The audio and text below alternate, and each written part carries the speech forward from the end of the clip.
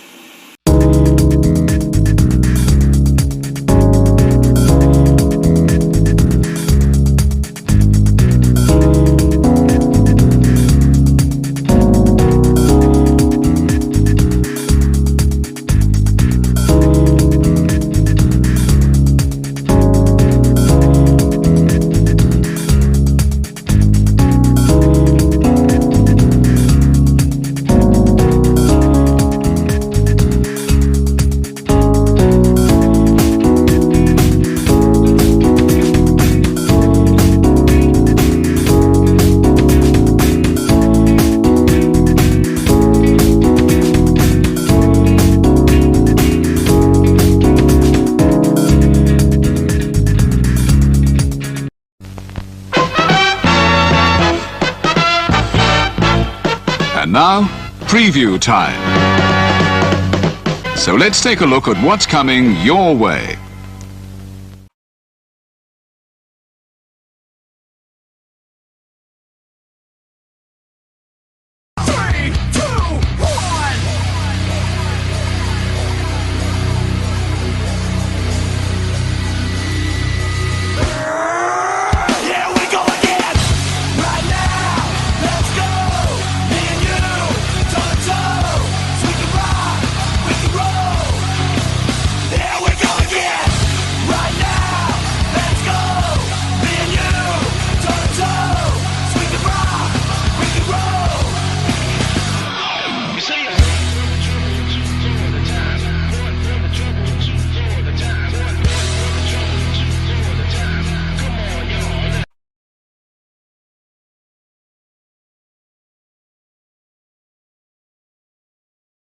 Hello pals, Alyssa Marino here, and as a friend of Parker Kane Promotions, I am super excited to share the awesomeness that they've got in store for you this November at WrestleCade. You'll be seeing the world-traveling Capital Championship Wrestling Global Fighting Champ Rebecca J. Scott, a rising star who's been featured on Ladies Night Out, MCW, and more, the stunner Emily J., an internationally traveled talent who you've seen on NXT UK and Stardom, Angel of the Ring Zaya Brookside, and NWA World Women's Tag Team Champion Chicago's sweetheart Missa Kate will also be appearing live.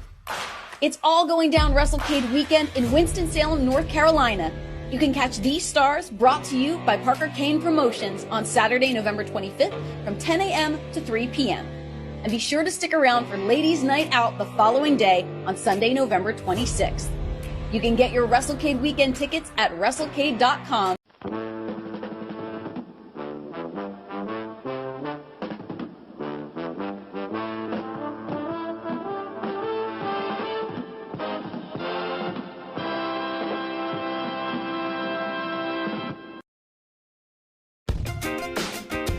Casa D18 Studios, an affiliate of the Jeff Beecham Network Multiverse of Media, proudly presents this retro content from A Simple Man's Brand.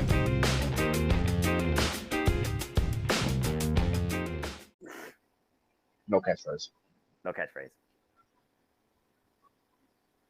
I usually have an opening. I don't have one. Anyway, damn it, I'm tired. I'm still going to get the people what they want. Why? Because I look at All Things Wrestling.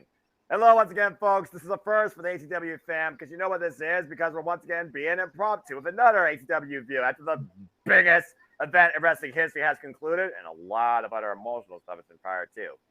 I'm not using the catchphrase tonight. I'm not using an opener. I'm just going right into it. Tonight it's just me and the King. We're just going to shoot the breeze. We're going to honor some folks. We're going to talk about our thoughts about All In, and then look towards All Out and maybe get some thoughts towards that as well. And then bid y'all find a do, hopefully under the hour too, because I know we are tired as heck, but we're crazy. So we decided to do this anyways. After that, also very interesting International Championship main event. Well, King, good to see you. Again, we are literally 7 days removed since we last did this, and it's just the original two, the All Elite Duo, since day zero. But again, shout out to the entire AW fam. How you feeling, man? Good grief. Good, man, good grief indeed. After a Sunday, 81,035 people in London and Wembley cheering their hearts out and seeing that atmosphere was just so incredible.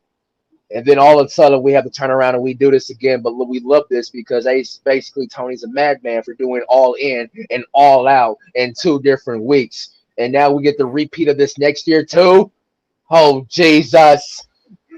Oh my gosh. I mean, yeah. So without further ado, again, folks, I'm not going to freaking just talk out my rear end like I always built this thing up. I'm just going on this with a truly simple plan.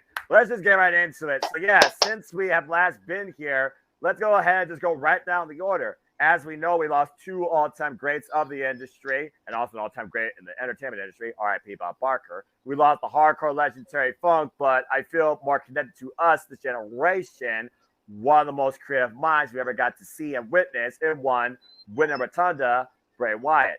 Now, that hit me because I lost my father to a heart attack, and I still think heart disease is the #1 cause of death at this day in this country, particularly. So, again, not to be super, emotional because we are basically removed. And to be fair, tonight, as I record this, 10:07 p.m. Eastern Standard Time, Wednesday, August 30th, we know that most of the AEW roster, despite Mother Nature being a freaking annoying fickle mistress, more than Tony Storm. Talk more about that here in a moment. Sorry, not sorry. We know that everybody went out on Friday Night SmackDown, on Impact, even AEW, and honored Bray Wyatt. Now, me and the FTW, lead James, and of course the entire Jeff Beecham Network, Multiverse Media, we went in deep on this. The point we even covered as a special live watch event, the very SmackDown Live special that honored both of those great men tremendously, might I add. WWE, you show humility. I have nothing but respect for that. I went back this earlier today and watched the post-tribute message given by everybody, including, I can't tell that was Savannah or JoJo singing at the end, but damn it, that broke me. But that solely being said, King, what are some of your fondest memories, matches, moments of Bray Wyatt? And what was your first interpretation when you heard the news? Well, let's start off with the, fondness of the, first reaction. I was just on my way from work, like on my way home from work, and I get this tweet on my phone, and it was from Triple H, and I was like, okay, this must something big happen, what and whatnot. Because if you have Triple H tweeting first before anybody else in the wrestling community that's a journalist, so that means something big is about to happen, right? Fair enough. So with my initial reaction, I was like, okay, something big about to happen. Then I opened Twitter. I'm like, someone check his account. Did it get hacked? Seriously, no. Did it get hacked? Because no. No. Not when I'm about to get ready to watch some Ring of Honor. You're not doing this to me. You're not. You're really not. Were we just coming off a hardcore legend, a hardcore icon, and Terry Funk, and then all of a sudden, this? Bray? One of the most creative minds in this generation of wrestling, bar none. Here's a man who went Husky and the Nexus, and then he evolved to being the Bray that we respect him for and we admire, and then evolved that character to its layers of storytelling with the Wyatt family, and then him being solo, which the Elimination Chamber, I will never forget that 6-man where Bray pinned Cena to start off the match. I was like, wow, y'all really going to put the rocket strap to Bray? And then we had the closing moments with AJ Styles and Bray Wyatt when AJ went up for a phenomenal forearm, but Bray caught him into his sister Abigail. And then the following night, before that night happened, I couldn't help but stand up on my feet and applaud that, because Bray is a gem. One of those gems of wrestling to where he's ahead of its time creatively. Creative mind for the business that basically I respect for and I admire for, because he could make movies with the way how his creative mind is. He could make movies if he wanted to. Damn right. Like, and then that night on SmackDown, where he said, "I got the whole world in my hands now." I said, "You darn right. You are exactly right, because you, sir, are the WWE champion, which you should have done Bray Wyatt, Luke Harper, and Randy Orton at WrestleMania. That was a missed opportunity. I'm just saying, you could have done a triple threat for that title. Just saying." You're not wrong. Anyway. But he evolved that, took a hiatus. He evolved to the Firefly Funhouse, Mr. Rogers, into the Fiend, which that's when I was like, okay, y'all got to get him a director role or something, because this man's creativity is out of this world. Right? Like, you had Mercy the Buzzard. You had the rabbit. What was the rabbit's name again? I forgot. What was it? What was the name? Abby the Witch, Husky. Thank you, Braylon. Shout out to Braylon back here. Let me for giving me the idea. Shout out to Braylon, my little brother. Rambling Rabbit. That's who it was. That's Thank you, Buff. Appreciate you. Get killed off more than Kenny from South Park. Right. You know. Yep. And then we had Abby the Witch. Let's not forget about Abby the Witch. She had her she had her uncensored moments too. And then we had them where it broke Casey one time with the war was with Paul Walrus. And oh my shout out to our preacher man Casey Flynn. Shout out to our preacher man. Yes, and of course he still loves Dakota Kai and follows the podcast now with her and Selena Vega. Anyway, continue. But also we have yes, I'll stay safe, brother, always, yes. And that evolved with Mr. McMahon being a puppet, because that's such good, if it didn't put him on the shelf. And then the Firefly Funhouse match at WrestleMania 36, with the pandemic, which that was his most creative at its finest. Take a cinematic match like that and you break it down storytelling with John Cena and all the layers of his career of what he went through. And basically the future storytelling of, fans started to predict whether if he was to join the NWO, what if he would have turned heel, started a new NWO. And then backtrack all that, we had Short Trunks Cena and when Bray said, we're leaving in your embarrassment right now. I'm pretty sad for you. And then he bust out the whole Bella Twins. You can that was pretty hilarious. And then he came, and then we all know what happened. Years later, he got 2 words budget cut it, because Vince and the rest of corporate structure decided to do budget cuts. And then Triple H brought him back at Extreme Rules. And then as soon as I heard that whole Philly crowd saying, he's got the over in his hands, I was like, oh, snap. He really is back, ain't he? And I see every member of that Wyatt Six that he always alludes to out there in the crowd. And then we see the door open with the Brody Lee shining light off that promo when he first came into AEW. That was a nice touch on his part, by the way. And when he came in, I was like, yep, we're about to get ready for another layer of creativity with this man. And then when I heard those words, let me in, and then run, I was like, yep, here we go. Here we go. With some Bray Wyatt madness I love to enjoy. But then, and then here came LA Knight. Yeah. Yeah. In which I'm just going to say for the record, very cool concept. Just the match, how it was done. Not really a big Poor fan of. execution, I think is the word you're looking for. Thank you, my simple man brother. Thank you. Poor execution. Very good concept, though. With Pitch Black and then Bray entering another altar verse that I don't think I've ever seen before with the lights and the paint and everything. I'm like, this ain't The Fiend. This ain't this. This is heartfelt Bray, where you find his most vulnerable, apparently his most dangerous when he accepts, yes, I am Bray Wyatt. I am evil. Again, the layers to his creativity, to his emotional draw for us, to the way that he pontificated, preached, or just literally fed into us with everything he said or did. Mm-hmm. And then Uncle Howdy missed the mark by 5 miles. Yeah. Nice try on his part, but if they still want to continue Wyatt's legacy, have Bo Dallas still be continued to Uncle Howdy. I mean, that'd be a nice way to spoiler alert, by the way, folks. Uncle Howdy was Bo Dallas. Yep. So, and what really, kind of gets my gears a little bit, but not in a bad way, more in a sad way, was that the fact that even Sean Ross Sapp reported, even though he's been the one to stay on track with this, what Bray Wyatt was the one on top of it when it comes to everything Bray Wyatt related. He was always the one on top of it, saying that Bray was on his way back, and WWE was getting ready to clear him after a COVID exuberated heart.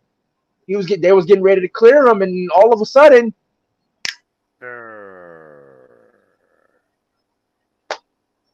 yes, that light went out. And that's when I was like I said, for my first initial reaction, I didn't know what to say. I didn't know. I cried, dude. I ain't gonna lie to you. I cried.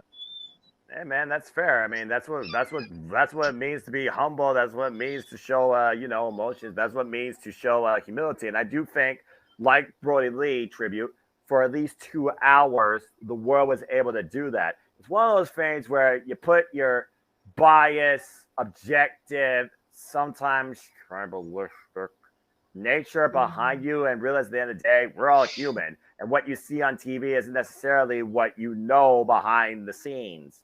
We don't work for the business. We just explore it and invest in it.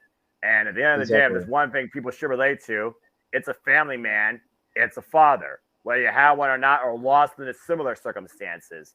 That hit me hard, man. And like I said, I was humbled to share that emotion with many others, including you and the AEW crew and FTW, WWE Network, everybody that was a fan of Wyndham Rotunda in some capacity, or just knew the man too, as well. There's a reason why I made this collage, like I said before. So in closing, I just wanted to definitely get your thoughts, but yeah. Wyndham Rotunda's legacy, his creativity will always be unmatched. It will go on forever. Countless people he have touched in and out of the wrestling industry. My prayers, love, and condolences to JoJo and his daughter. Thank you, Bray Wyatt. Forever, we are Fireflies, and you truly do have the world in your hands. It's just now below you because you are above us, forever exalted in heaven with Brody Lee. That one picture someone gave, I think it was Sportskeeda, where there's the chair, there's Brody Lee behind it, and then there's Bray coming towards it. I was like, yep, he was let in, he was brought back. What a freaking turbalistic event that was. As I like to call it, with Brody Lee and Bray Wyatt, heaven's greatest tag team. Yeah, bar none, undisputed tag team champions for eternity. Period, point blank simple. Thank you, Bray. All right, as we move on a little bit from there, again, Terry Funk, hardcore legend, Mick Foley. I mean, again, he was the guy that inspired death matches. Hell, he survived death matches with this guy. Exploding, by the way, C4 barbed wire death matches. If y'all choose to watch that, please, if you're squeamish, avoid. Of course, the deathmatch legend, even Onita, talked about Terry Funk. I believe competed against him too. So that just goes to show how far this original innovator of our core, before Abyss, before freaking Sami Callihan, before Jon Moxley, before Jun Kasai, before El Desperado, who's getting to love these matches, you crazy freaking madman, before Nick freaking Gage, before GCW even existed. Yep.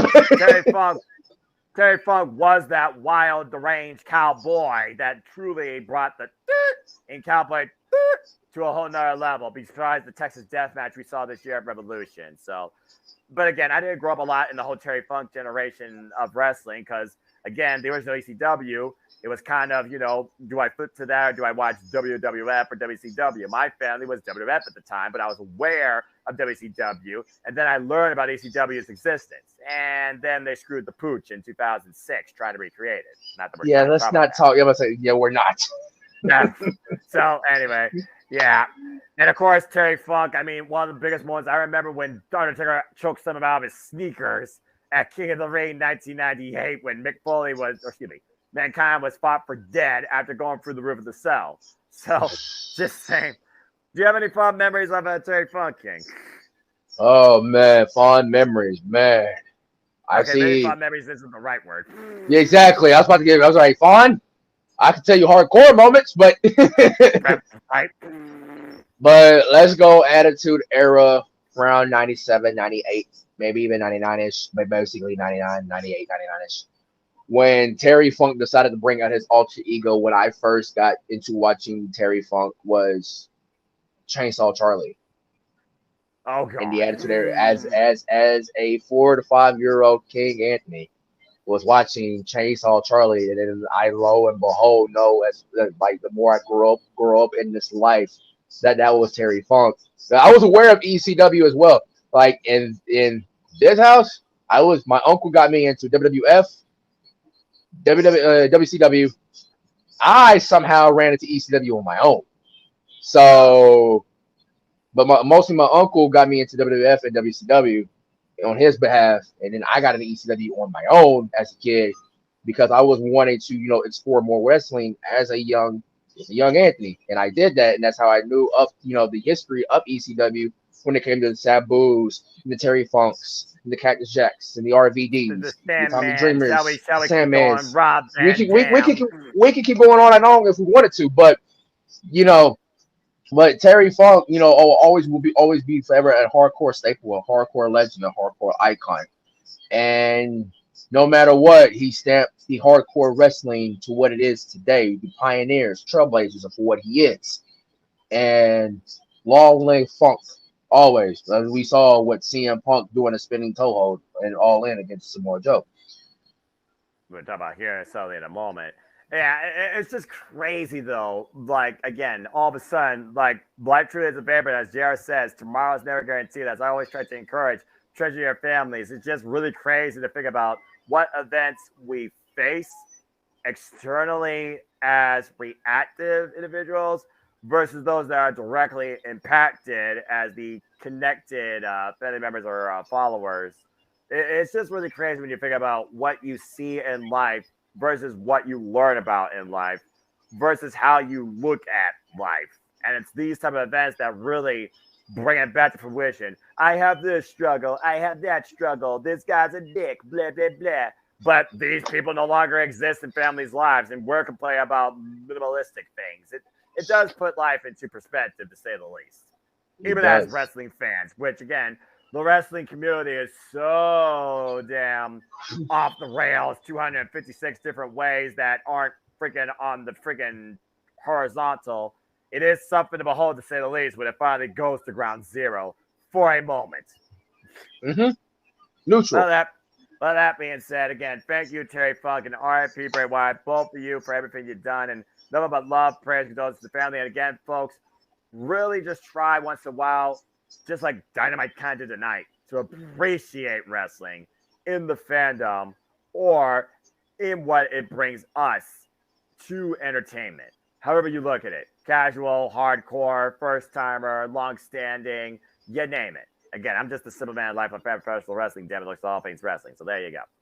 Speaking of all things wrestling, here's a little bit of a wrestling highlight for you before we talk about this past weekend's festivities, because Jesus Christ, a lot happened this past week. As the 5-star Grand Prix continues, Julia once again fell short to Mirai for the second year in a row. Mirai, who still has, of course, the white belt after claiming it off of Tem Nakano earlier this year.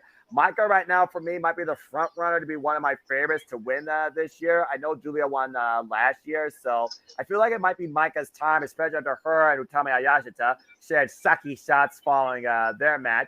Suzu Suzuki is still fucking insane, but I love her wrestling, and I think that she should definitely go after Julia once again. And I'm curious to see who will challenge the NWW Strong Women's Overweight Champion here very soon. So we'll have to see what's ahead there. In other news, WWE, of course, we're on the road to Payback. We're on the road to All Out.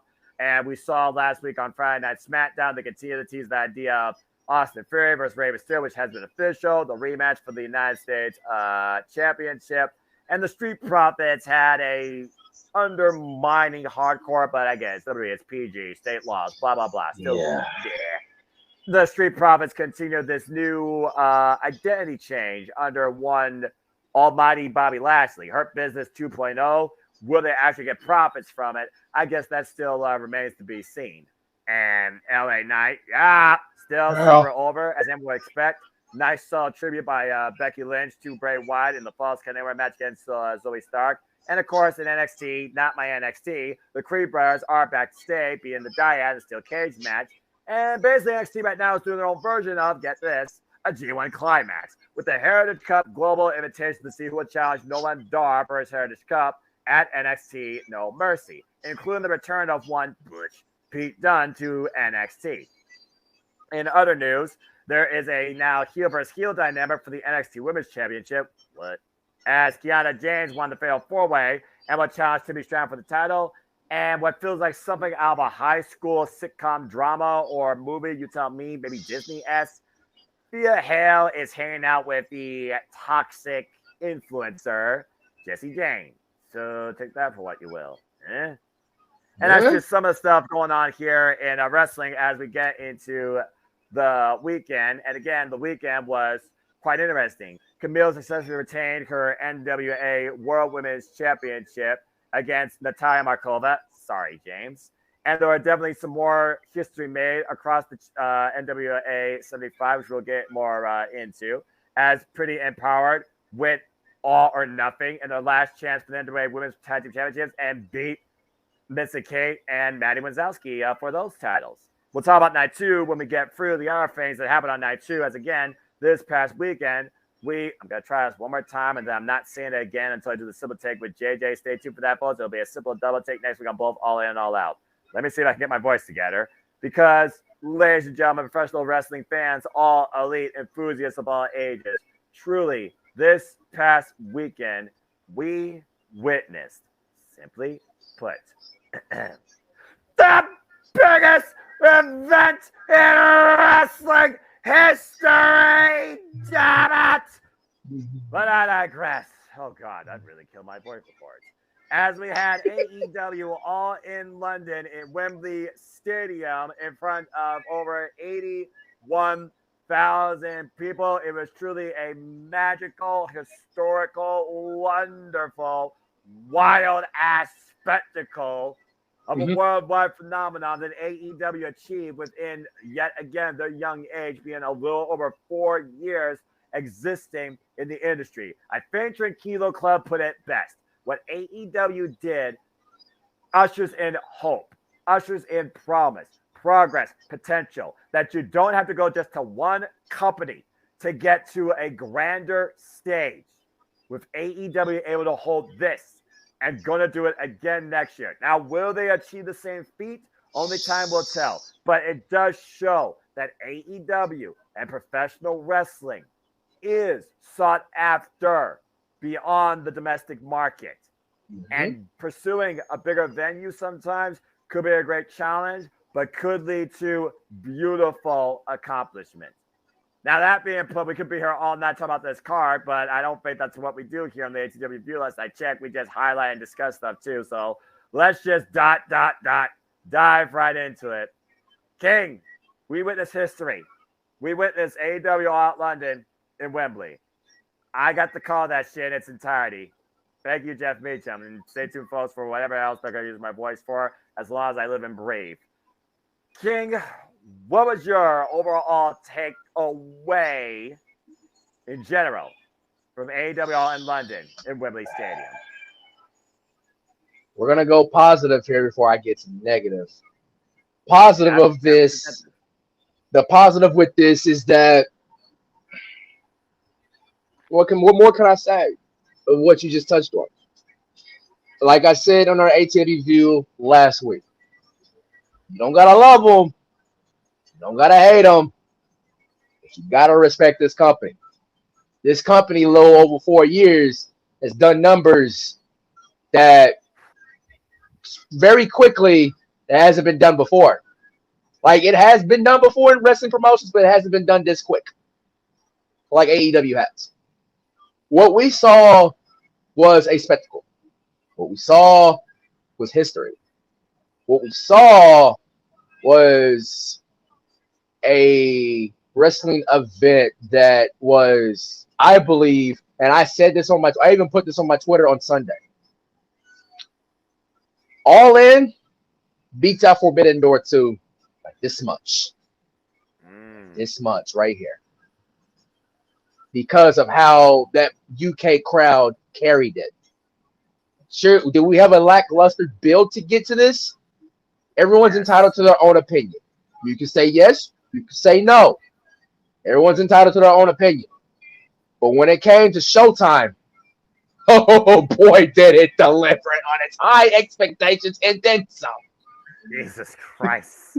My goodness, if that does not get you excited for anything as AEW or anything professional wrestling wise, I don't know what to tell you.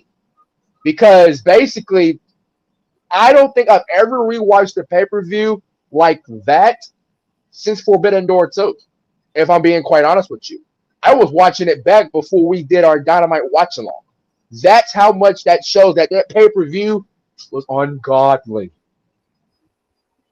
I think Tranquilo Club used the single perfect word for it. Legendary. But continue. And the negative. The only negative I have about this is one worded question. Yes. Why? Why did you have to put the title on Saraya when she rarely done singles matches? Why did you put the title on her? I get it. You wanted to do it in front of the UK crowd. That's a business move. I mean, to be honest, though, Will Ospreay should have been the only Britain United Kingdom wrestler that ever should have got that win. That win should have not belonged to Saraya at all, because I felt like Sheeta got screwed. Because, yes, Sheeta did get her moment of defending that AEW Women's World Championship in front of 81,035 people in London, in Wembley. That I will give her and always will respect, but I feel like Sheeta got screwed because they wanted to give that moment to Saraya, in which, why do I ask? Why? Because basically... Simon Miller was there as a security guard, by the way. How fitting. Here's why. Because basically Saraya is a country woman. She's from England. We get that, which Tony, you had Saraya come out to Queens. We Will Rock You, but you didn't book Emi Sakura for the 0 hour, and she's the biggest Queen Freddie Mercury fan that you have on this roster. But that's a different topic for a different day. Which by the way, you only have one women's match booked again. We're gonna talk more about that later. Agree, but continue because yes. But we'll see where this goes. We'll see where this goes with the title reign. I have a feeling it's not going to be a good one. And I hate to put the disrespect on Saraya like that because she has wrestled only a few single matches. She's mostly been in tag or trios. So putting the title on her doesn't make no sense of this whole equation whatsoever. Yeah. Sheeta needs to get back that AEW Women's World Championship. Or if you really want to go the long haul with this, which I hope you don't, you wait for Jamie to come back in February and then have her take it off. Please. I'm a hater. I really want her to have the moment. And when I heard that someone told me they had custom-made figures of Jamie Hayter for all, and I was like, God bless her. And she had big plans too. Big plans. Among others, but again, injuries is the nature of the beast of the industry. But I digress. Continue. But that's the only negative takeaway I have with is that Saraya winning the AEW Women's World. Good match, wrong winner. All right, fair enough. So let's go ahead and just put you on the spot. What was your match of the night? Match of the night. Here we go. This is where I feel like I'm on the hot seat right here. Oh boy. Good luck, bro. As much as I like my Elite Boys, as much as I like my Bullet Club Gold, neither of those fit match of the night for me.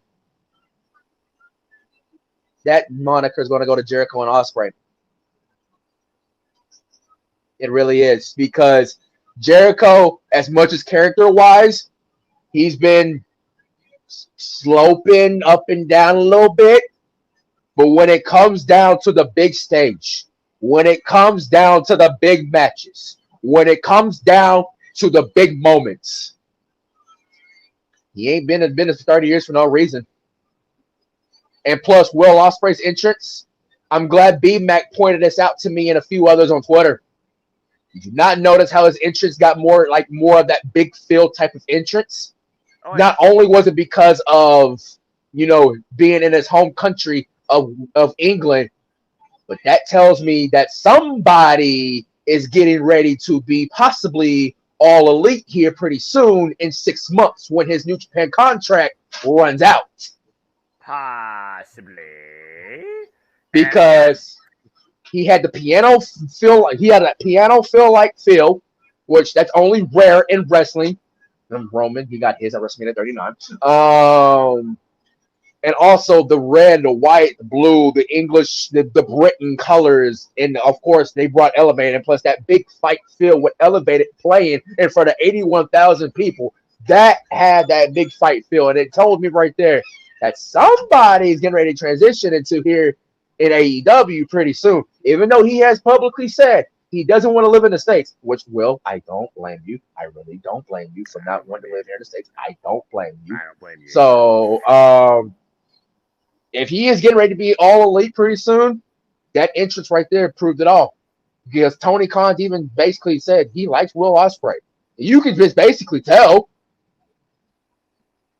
But other than that, other than that though, that was my match of the night because of how these two brought it. And I mean, when the match was first made, with how it was set up, I even told you this. I said when the way he said assassinated, I was like, bingo. That's how we're going to bring Will in.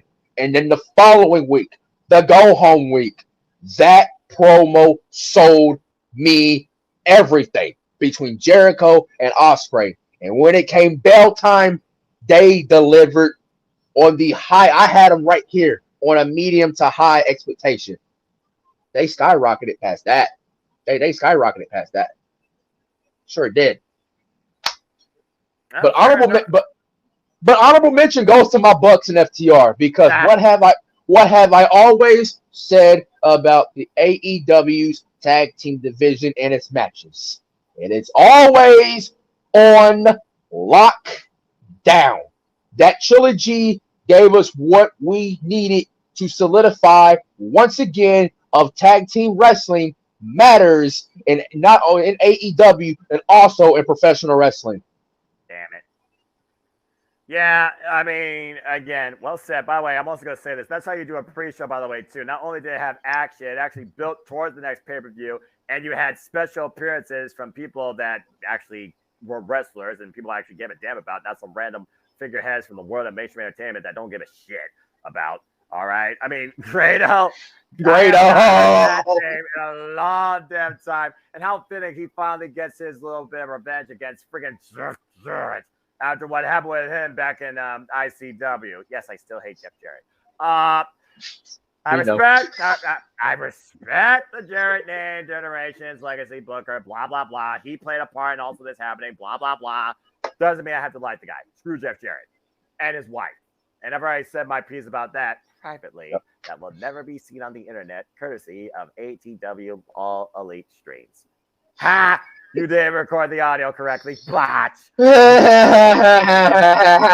anyways, the reason Grado, I finally got the reason why Grado didn't come out to Madonna. Money, because the song was too expensive. Tony couldn't pay it. About to say, he even said himself, he'll be lucky to do Europe one more time after what he probably used for it at freaking Forbidden Door 2. And to go at your point, again, before Forbidden Door 2, I was constantly rewatching AEW Revolution. Because I'll be honest, AEW Double Nothing was hit or miss for me a little bit, particularly with the Jamie Hayter incident. Damn it. Yep. And then Forbidden Door came along, and why that women's singles match was a double-edged sword, it still was a very compelling match. But Will Ospreay and Kenny Omega, Kazuchika Okada, Bryan Danielson, you took my money. Ayo. And then you gave me a whole damn match card and a pre-show to boot. The fact that the story really kicked off with Aussie Open losing I championships. did not have that. In the predictions league, I did not have that. I had Me neither. training. Damn it. And then, of course, you had Samoa Joe and CM Punk redefine their legacy. ROH brought to the grand stage. Samoa Joe competing in a stage. Is it me, or is that the happiest I've ever seen Samoa Joe actually wrestle his style? Well, let's see here.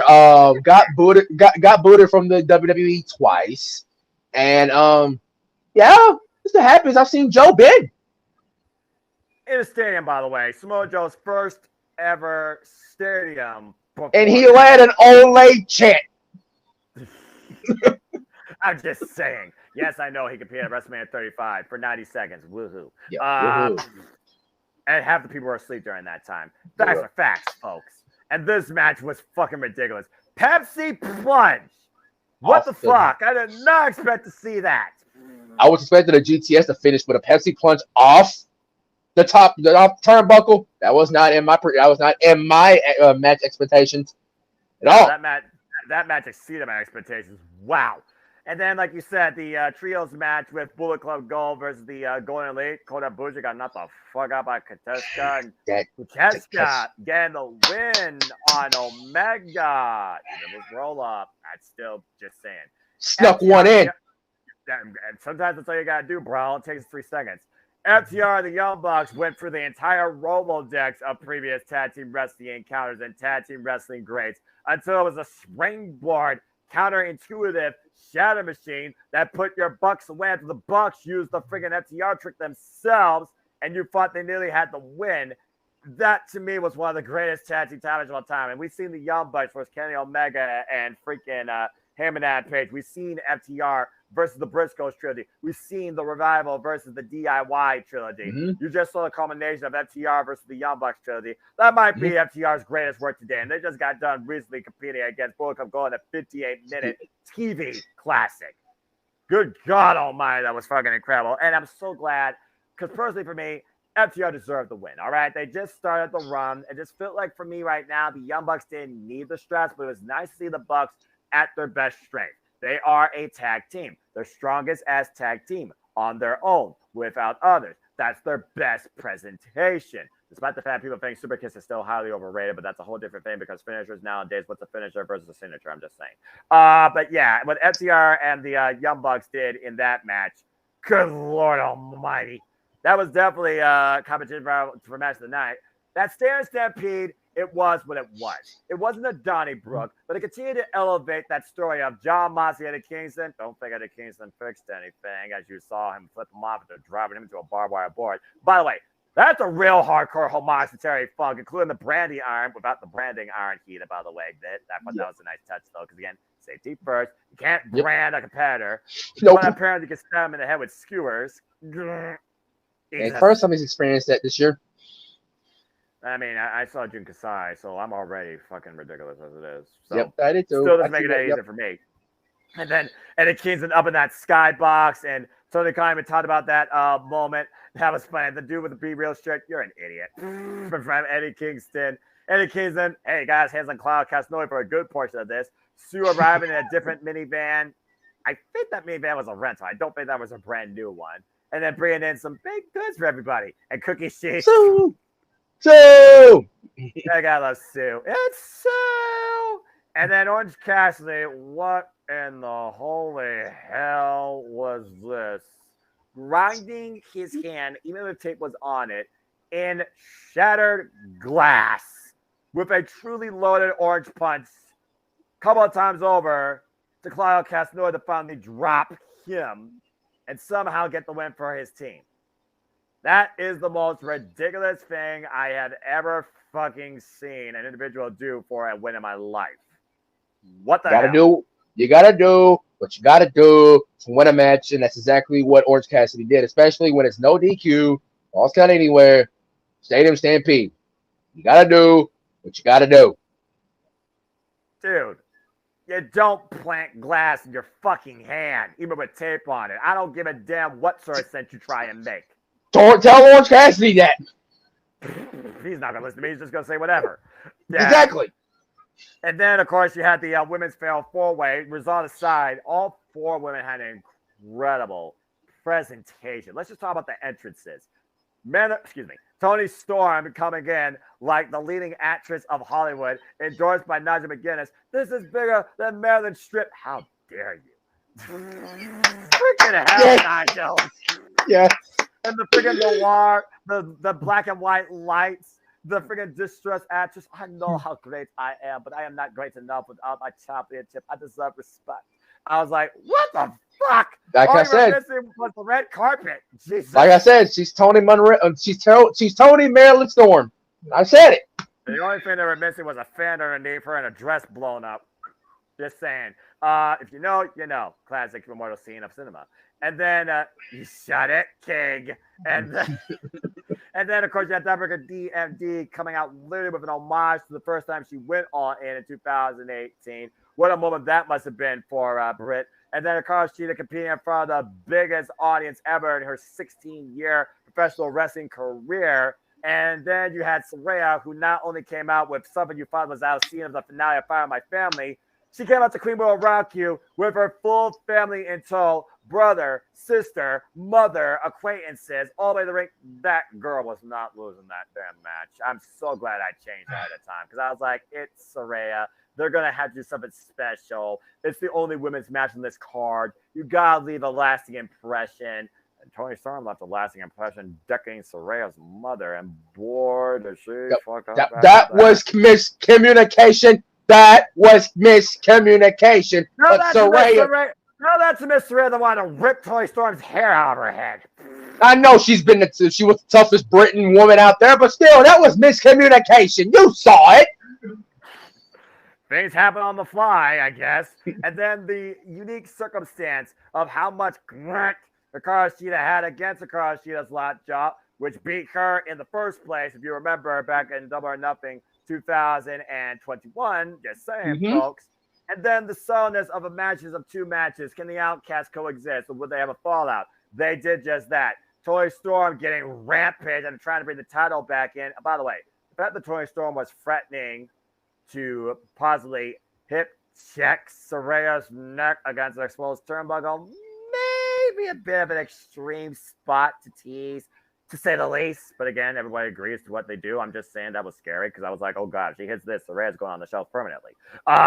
So again, it was a match of two matches. That pendulum into the curve stomp combination impromptu. Your girl Toni Storm definitely played the role of crash test dummy, to say the least, because she got planted 10 times over, and Saraya got the pin on Toni Storm. So again, that pop. By the way, the aesthetics. Let me just say this: the aesthetics of that arena, subtle, like 1992, but it felt bigger than WrestleMania, with even that pyro intone over the arena. There's something about the presentation of Wembley that stands out for me more than previous WrestleManias over the last decade and a half, if I'm being perfectly honest with you. So, again, just simple, subtle things to love in wrestling. Oh, and Hook won the SW Championship back, as we all expected him to. I'm sure Taz was not biased at all, and I'm sure Taz was extremely happy. I'm just saying. Kangaroo kick apparently is a drop kick. Who would have funkin'? So, But anyway, getting back to current events, as we move on from there, it was time for Sting the Ripper and Darby Allin after Christian Cage came up with a Big Ben countdown. I thought that was a nice touch. And then Swerve got a live performance as 81,000 claimed that whose house? It was Swerve's house. And Prince Nana got his groove on in front of everybody while being wrapped his way to the ring. What the fuck? What's the weird thing though? Tag team coffin match. Only one coffin. I mean, I'm just saying. And yes, I know the dreads were outside the coffin after the coffin dropped. So the coffin lid with Swerve in it as well. Darby, you're a fucking madman. After already coffin dropping on the lid itself, missing Swerve completely. I thought Darby broke his freaking back. Just saying. But as the Count of Metallica Seek and Destroy, a callback to WCW days for those that are a wrestling historian like me to a degree. That was a fucking awesome, barbaric, ballistic, Showtime-esque tag team coffin match. I loved every bit of it. And Joker Sting, I felt, was even more Joker-esque in this. Despite the fact his preview presentation was Jack the Ripper trying to pull off a British accent. I was like, God. The only thing that's for sure about Sting, never mind. He wins on AEW pay-per-view. That's what's for sure about Sting. And he had a cricket bat. He even homage to the UK had a cricket bat. Yeah, because again, but he also had a little bit of slugger. And then Nick Wayne came out and Luchasaurus just headbutt him into friggin' submission. Damn. So again, I'm wondering the condition of Darby Allin heading into all that, which we'll talk about here shortly. You said earlier, Will Ospreay's biggest match today, biggest moment. Now he's being Okada, Omega, and Jericho in the span of 2 months in a hell of a match. And Chris Jericho performed Judas in front of 81,000 people, but lost in front of the biggest event in wrestling history. And again, that still has to stick in his craw, as you saw Sammy Guevara trying to counsel him, but he pushed him off. And even Sammy tried to help him with the win, bashing Will Ospreay with the baseball bat inside the head, while Aubrey Edwards was distracted by Don Callis. Don Callis almost costing his man. So again, it was a great match for what it was, and they pulled out all the stops here. But at the end of the day, Chris Jericho knew what was coming, took a hit and blade to the face, and a Stormbreaker, and that's all she wrote. And then we go to the Trios Championships. That was the semifinal, which I find very interesting for a couple of reasons. One, Billy Gunn, badass Billy Gunn, he did get his moment. There was a couple of moments I thought he wasn't going to get it. I thought it was going to be his ultimate send-off. Two, 81,000 Fireflies as Buddy Matthews brought out the lantern and the House of Black paid homage to the fallen Bray Wyatt in their white adorned attire. A dark light in Wembley, if we would say. And Julia Hart got Shiver Me Timbers. What the hell was that about? There's nothing down. Never mind. I'm not going there. Julia Hart played her part. Simple as that. Am I wrong? You're not. I'm laughing about it, but you're not wrong. Yeah, go. I did not expect to call that. I'm just going to say that for the record. That broke me. I don't know if you watched the watch along. That broke me. But freaking JJ and James had to pick up the slack. I'm sorry. And then, of course, the main event. Now, here's the thing. AEW doesn't have writers. AEW focuses on bringing out a perspective of competition. AEW proved they can tell a story, main event level, capable, without a writer. What MJF and Adam Cole did, calling back the entire summer of their rise as friends, as brothers, as opponents, and the risks and the choices of human morale versus the pursuit of a championship. Angst on both men's face. From the moves, reckless abandonment, and safe to be damned, dropping MJF on his neck more times than I can count. Jesus Christ. That was scary, to say the least. And then again, the reluctancy with the suicide dive, using the Dynamite Diamond ring, the match, both men go with a double clothesline, the 10 count. I was like, oh God, no. And then 5 more minutes. No, we're winning. We're going until there's a damn winner in Wembley. This isn't about just Triple B and me just simply retaining it by circumstance. We're going to see truly who is the best. By the way, shout out to Adam Cole channeling Handsome Jack, the hero, for those that don't know, Borderlands, because Adam Cole is a gamer, Xbox gamer. Just saying. That's so much, Adam Cole, baby. And then, of course, we had Roderick Strong coming into play, testing Adam Cole's morale. Are you my friend? Do you want to be the champion? Are you willing to go that length? Is MJF just your friend or opponent? Countless times over, including post-match where MJF's like, all you want was a belt. I should have known. I was a fool to be vulnerable to you and think that you were my friend. As again, the devil at the end of the day is the devil as he came in on a throne of worshipers down the ringside. Good grief almighty, the presentation of that man and the theatrics. But at the end of the day, what do? They embraced each other, and Adam Cole was counted by MJF after the homage to 1992, the Inside Cradle. Just a small package. Adam Cole just dropped, but they still embraced each other at the end. Yes, you are my best friend. And Roderick Strong, absolutely distressed, walked away with the OGK as MJF and Adam Cole closed out Wembley Stadium. Baby. I'll say it once. I'll say it again. Greatest professional wrestling event I have seen in my fandom to date. And the fact they announced they're going to do it again next year, this is AEW's. They have Double or Nothing. They have All Out. This is AEW's WrestleMania every year, baby. And that is undisputed. Oof. Yes, it is. In other wrestling news, as NWA 75 Night 2 continue, before I talk about Impact Wrestling, 1X has finally been dethroned. A young NWA original that has had much history and respect with Camille finally ascended the summit as all are pretty empowered. Rule the NWA with Kenzie Page now the NWA World Women's Champion. As somebody that has followed NWA power since day one, particularly that individual and her journey and development from Tad Tile to first ever NWA World Television Champion to now the NWA World Women's Champion, I can only say I'm very happy for Kenzie Page. But that does beg the question. Camille did everything possible. She is the 5th longest champion in that title's illustrious history, going all the way back to Mildred Burke in the early 1930s, I believe. What's next for the Brick House? Where will her journey take her? Does she continue on in wrestling? Is there a new venture that awaits? But as far as I'm concerned, Camille made the NWA. They'll be in good hands with Kenzie Page, but she no longer needs them. I'm very curious to see what's next. And all I have to say is thank you, Camille, forever 1X. My God, what a run. What a champion. You left this out part of AEW All In. I don't mean to cut you off. Go ahead. We had a certain legit Monet in attendance, and it was shown multiple times throughout the show. Gee, I wonder why. ... Not clear to compete, but yes, Mercedes Moné was in Wembley and looked like she was having a damn good time witnessing the biggest event in wrestling history.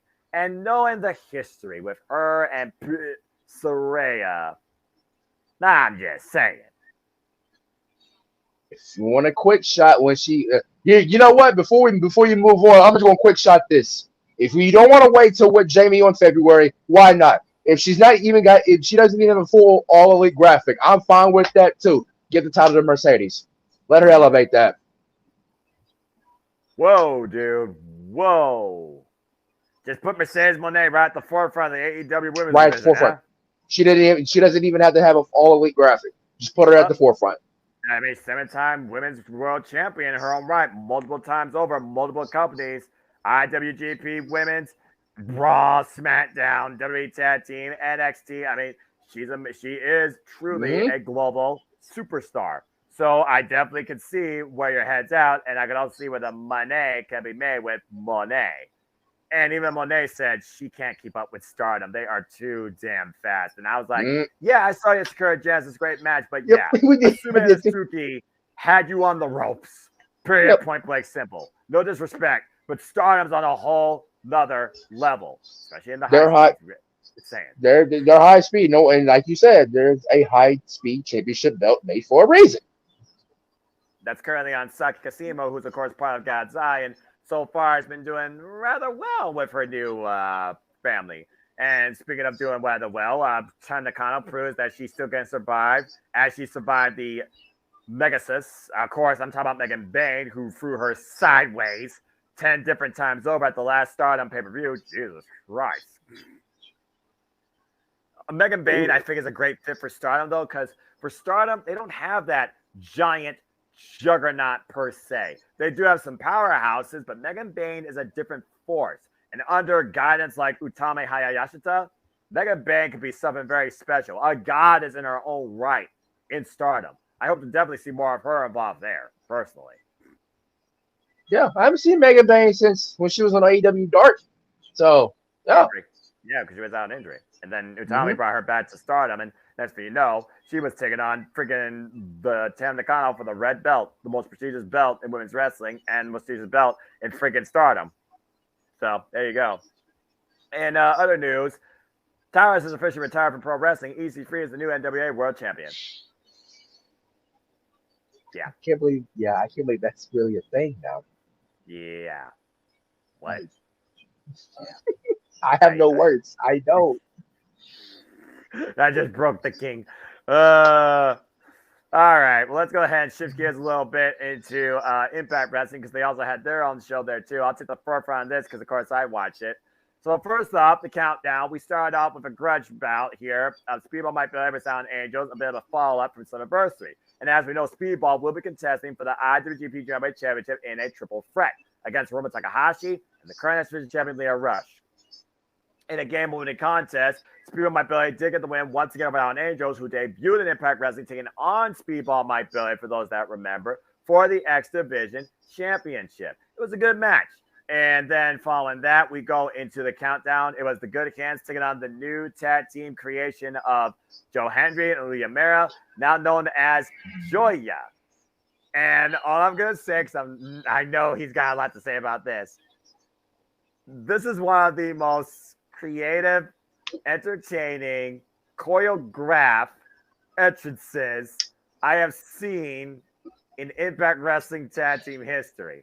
We're talking about Team 3D. We're talking about Beer Money. We're talking about Morrissey Machine Guns. We're talking about America's Most Wanted. We're talking about Generation Me. And now you have Joe Hendry and Uya Yamera in Joya. The fact that you put those two, which I have the high respect for Yuya, I've always had since his New Japan Strong days, and then the fact that you put them in front of the greatest tag teams in TNA and Impact history, you should be ashamed, sir. You should be ashamed because this Zoza or whatever you call it, I still call it gimmick infringement because they stole that from one private party's Isaiah Cassidy. Can I get a yeah? So basically, Joe Hendry just basically made it to Joey Wee. But first of all, I didn't even like this dude because of his theme song and then his gimmick, and then all of a sudden he makes Joya. What are we supposed to be Joya about? The only thing Joya is when you Joe out of my TV screen. Talking about this Joya. Do you feel better? Do you feel better now? I've been waiting all week. I've been waiting all week for that.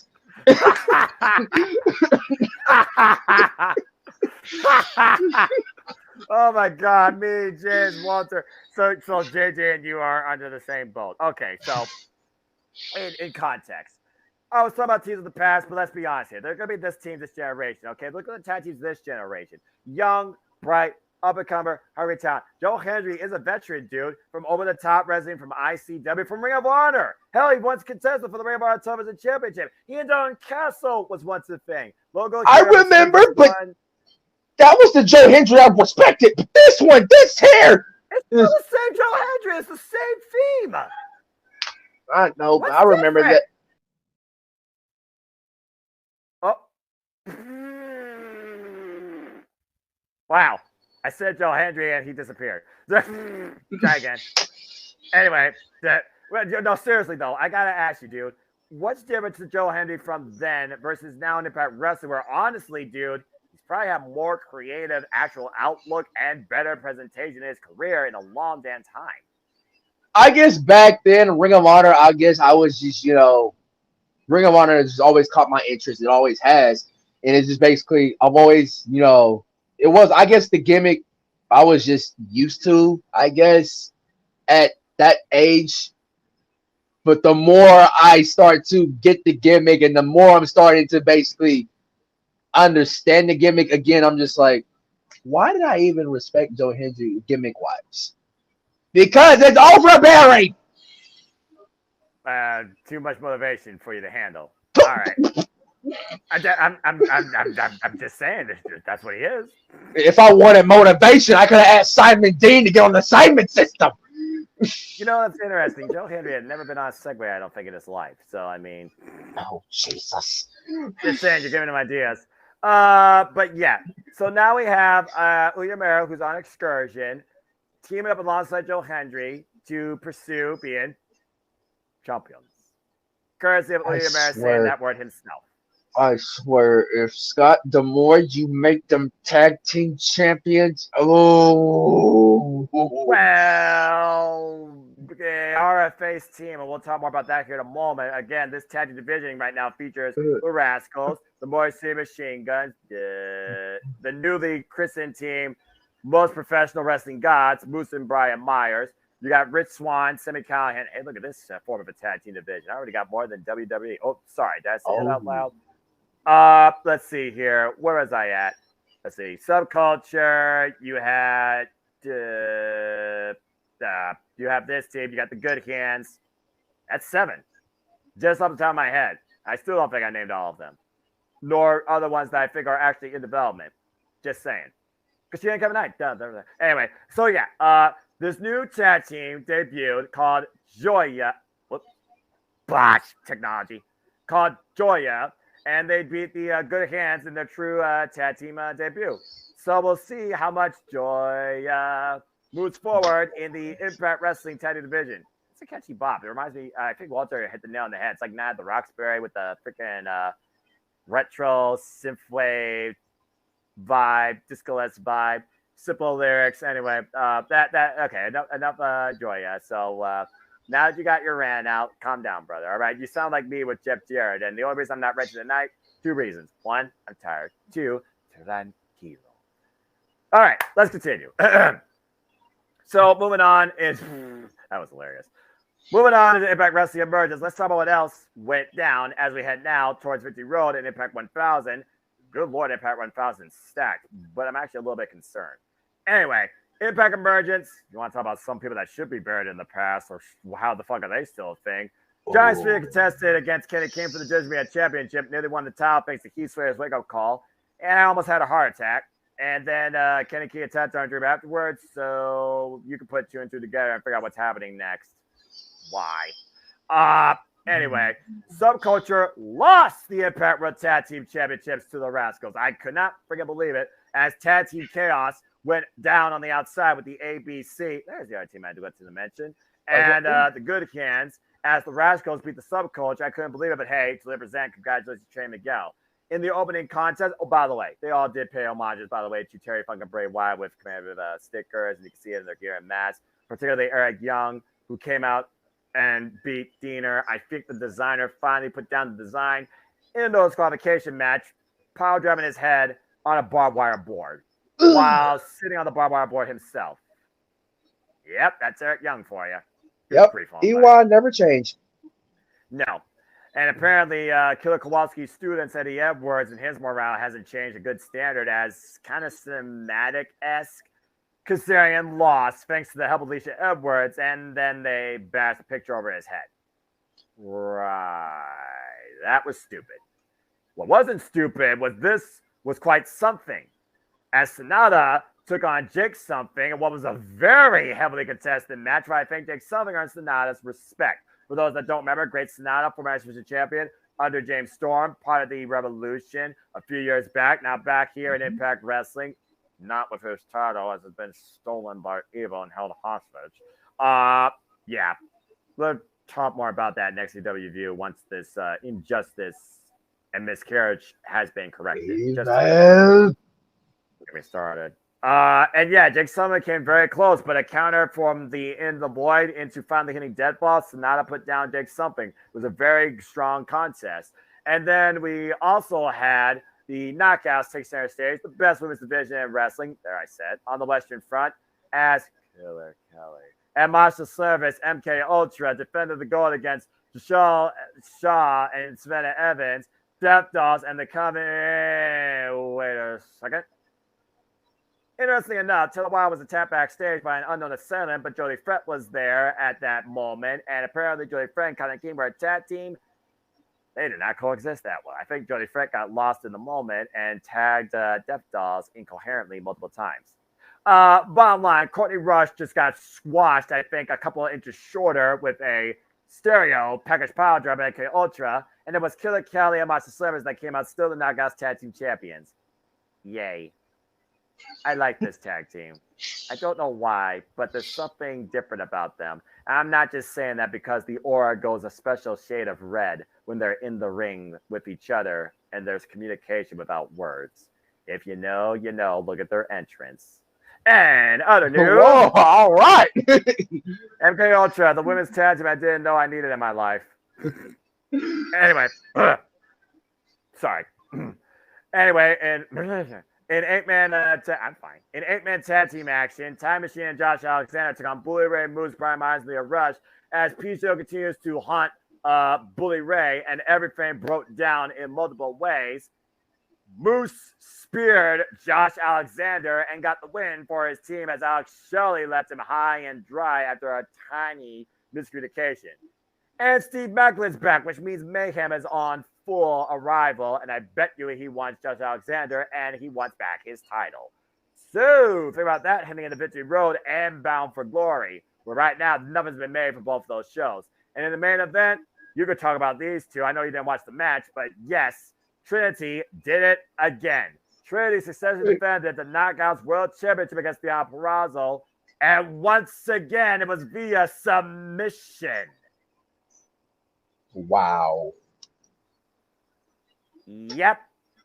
Virgil Rose was forced to tap out once again after Starstruck was put in after a Bubba S. I'm calling it the Star Bomb. After that sit-out full Nelson bomb from the corner. Trinity bested the Virgil Rosa at her own game again. But the match came down this close. It was an incredible contest. Gail Kim was sitting at ringside for this. Of course, Toronto homecomer, Hall of Famer, best women's booker ever in the industry. Just saying, not named Rousey from Stardom, who does a pretty decent job himself. But yeah, Trinity once again beat the Virtuosa. And prior to this, we learned that Jordan Grace is back and has re-signed a new contract. And remember, Jordan Grace could not contest for the Knockouts World Championship as long as Deanna was holding it.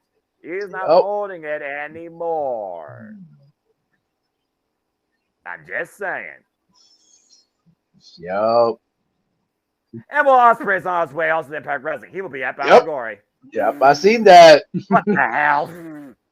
So overall, Emergence definitely emerged. A lot of new, interesting details and things to think about ahead of the 1,000th episode and Victory Road. The 1,000th episode so far, it'll feature, get this, Team 3D back in tag team action against a team not named yet.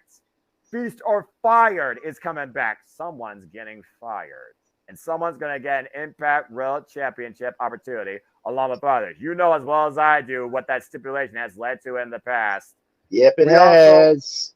Yeah, I'm a little worried. We also have Ultimate X coming back. There has been officially made the mixed tag. It will be Tracy Brooks, the original Knockout OG, and Frank Kazarian's wife.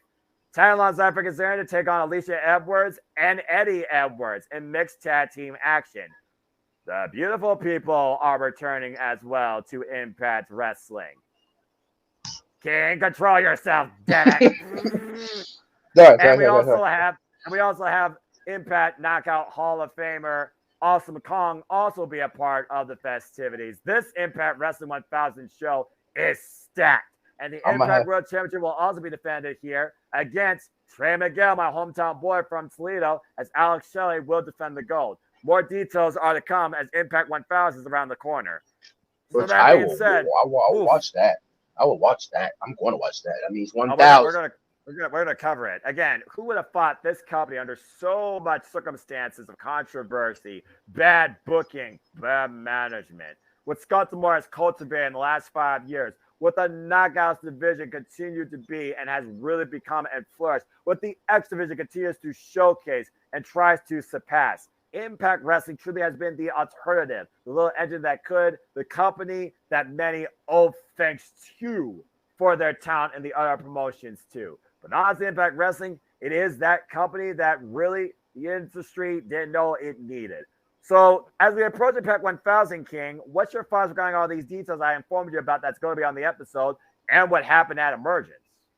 Oh my goodness. Like 1,000 episodes of Impact. This company, that company, even though I have fallen way out of that company due to, circumstances and situations and stuff like that.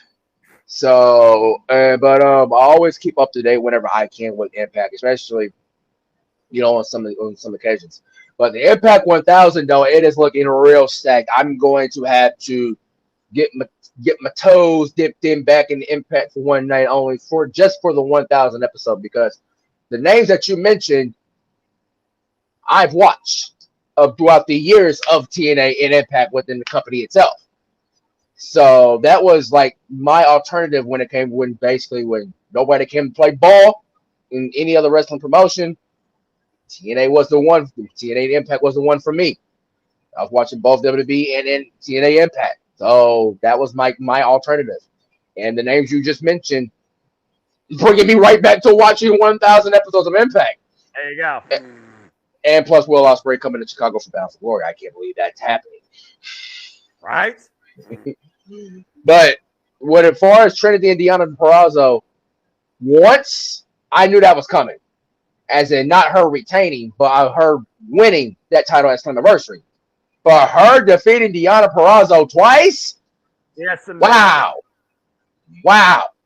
That is impressive. Over the Virtuosa herself? That is impressive. Now, begs the question for me goes like this. What is next for the Virtuosa? I don't know. We know her contract's up in January. I know Wesley wanted me to talk more about that, but again, Wesley, as part of the championship was me, if you want to take the conversation, super chat's as simple as that. I keep saying it all the time. You and I keep talking about it. Changes are coming in 2024 across the board. And why the Endeavor and the WWE merger is going to be finalized very soon. Mid to late. Actually, in a few weeks, folks, just to let y'all know, in a few weeks. Stay tuned, folks. There might be an emergency interview impromptu discussing the changes and budget choices. Again, Dr. Britt Baker, DMD, even said if she could wrestle one person right now from any other company, who would it be? And that would be the Virtuosa, Deonna Purrazzo. There's tremendous history, respect, and a friendship and a rivalry there with those two, just like there is with Britt Baker and the Bunny. Yay, Allie. So, again, it's one of those things where I could see the Virtuosa go to AEW, and she did main event there before, even if it meant losing the Ring of Honor Women's World Championship to Mercedes Martinez. But still, circumstances, just saying. So, again, I'm not sure. Again, she's already become Knockouts Tag Team Champion, and her partner, Chelsea Green, is in WWE. Again, all the best to her. No disrespect. And also, of course, she's been a 3-time Knockouts World Champion. She's been main eventy. She's been the standard. She's been the defining force, the defining pro wrestler of this Knockouts division. 3 years over.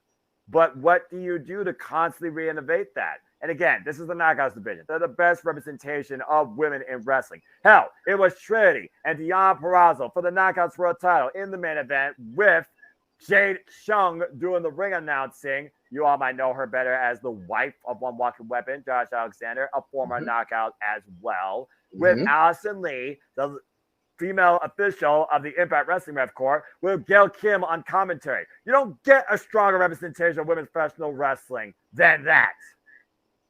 Exactly. In the States, Gail Kim knows how to put pen to paper on that book. Best booker in the women's division. Triple H, Tony, take some notes. Yeah. Although, again, Athena, by the way, the forever Ring of Honor Women's World Champion, I mean, she's been strong butts as well, but now you need to find her some real competition. And at this point, unless you go to Stardom, I don't know who you got left. Seriously. I don't know either. Seriously. I don't know at this point. She beat Joshi. She beat AEW. She beat Ring of Honor. She beat Indy. She beat everybody. Not from Impact Wrestling. Just saying. Anyway, but yeah. So yeah, that's just some subtle thoughts about Impact Wrestling. What happened? What's ahead? And again, Impact Wrestling 1000 is literally just in a couple of weeks. As coming up next, their Impact Plus their next Impact Plus monthly special 50 Road, and then we go Bound for Glory in October as they prepare to go over to the UK here very soon as well. By the way, I want to give a quick shout out to our enforcer Lex, and of course one of our queen, the queen. Cindy, you are always be the indie darling, but again, she is the original queen. Megan Chiba, aka Mary J. Please follow on the social medias where she always proves that Jade is worth more than gold. I hope that Jade and Lex had both an incredible time at AEW All in Wembley. They were part of history their life. And follow her promotion folks in Wood Green Wrestling and follow her continued journey on the social medias. Nothing but love to you, my friend. Cheers to you. So, again, it's been a wild weekend of pro wrestling. And here we go again, as the White Snake song goes, not copyright, but not on my own.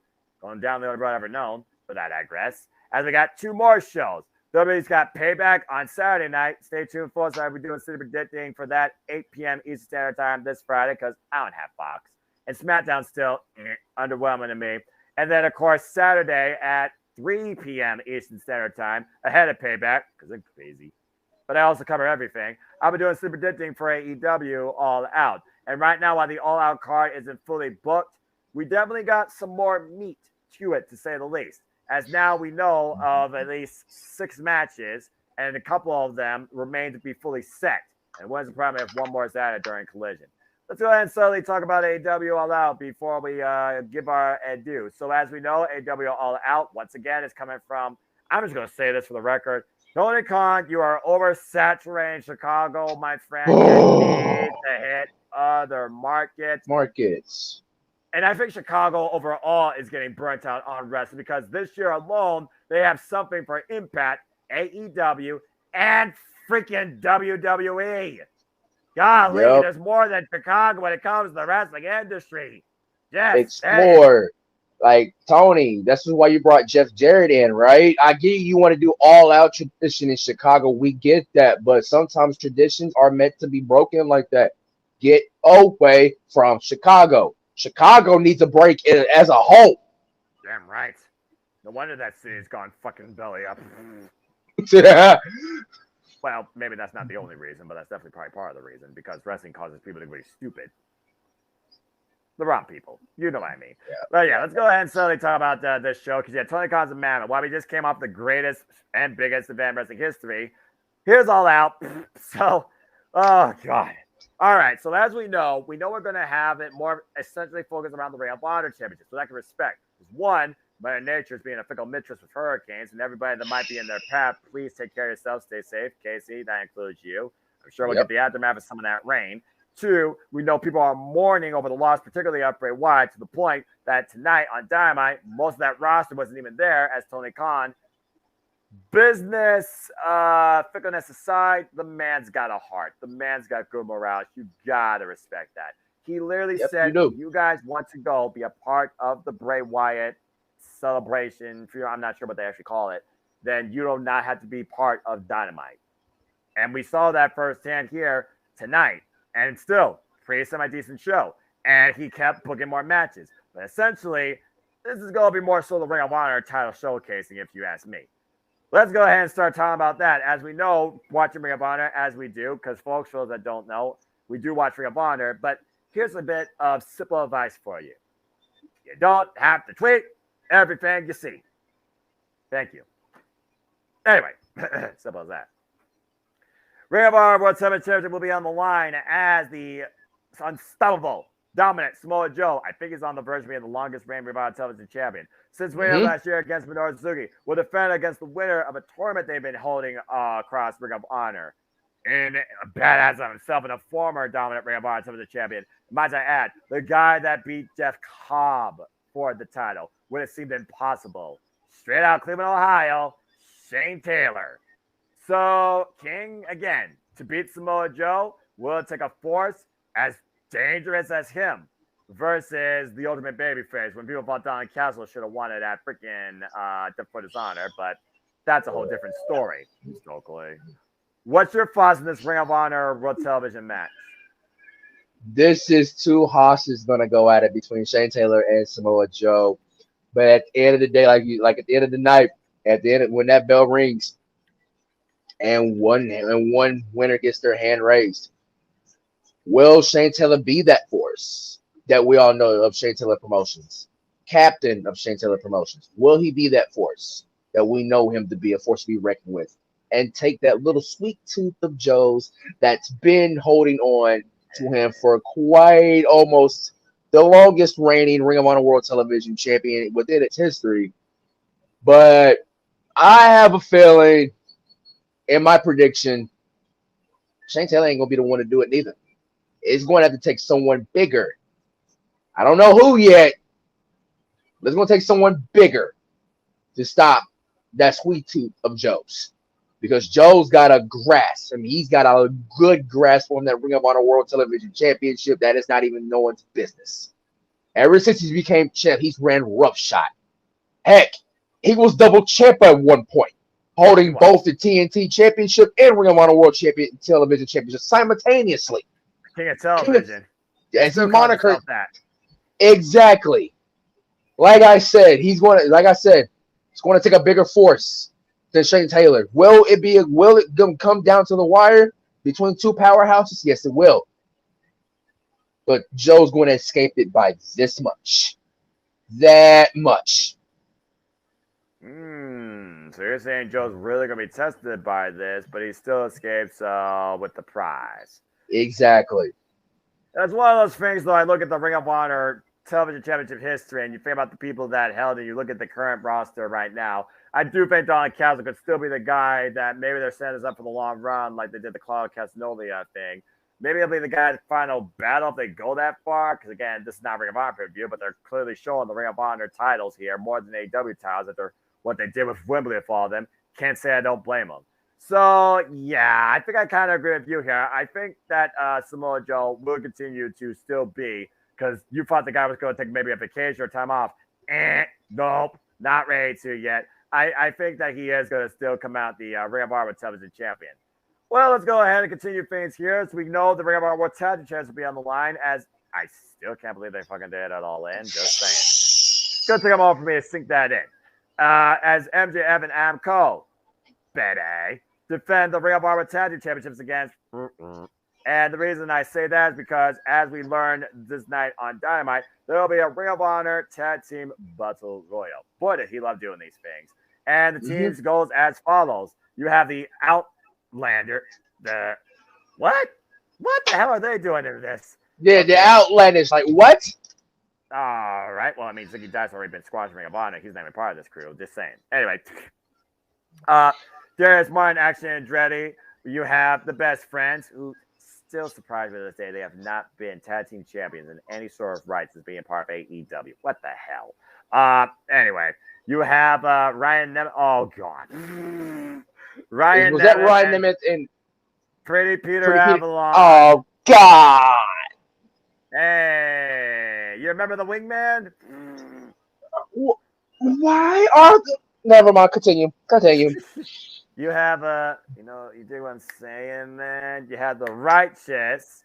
You have the Hardys. You want a taste of sports entertainment. You got Matt Menard and Angelo Parker. You got the former champions, Aussie Open. You got the Gates of Agony representing the Mogul Embassy, Leona and freaking Bishop Coln. And you have the Dark Order. Alex Reynolds and John Silver. And the winner of that tag team battle royal that we'll learn, of course, this Friday at Rampage, for we are spoiler free here at the Cement brand, will face MJF and Adam Cole at All Out for the Ring of Honor Tag Team Championships as MJF relaxes in Paris and tries to recuperate his neck. And as we also learned, and we'll talk more about this post AEW All Out once we get the bracket on our post review All Out AEW impromptu.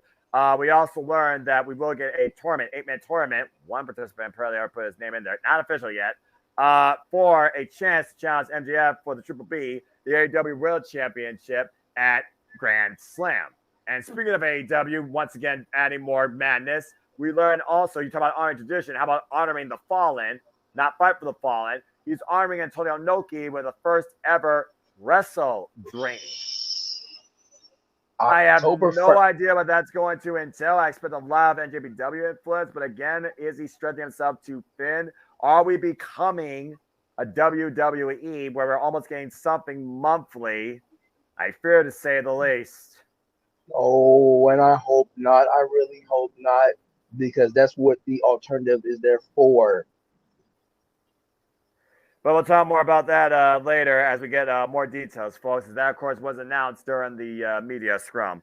So at this point, King, what tag do you think should face MJF and Adam Cole first at this point? Now, obviously, it's got to be a babyface dynamic, right? Because technically, MJF's still kind of heelish, but then again, you got the Ultimate Bromance. So, I mean, I guess any of these teams really would do, but also this is a pay-per-view, so you kind of don't want to be a pushover.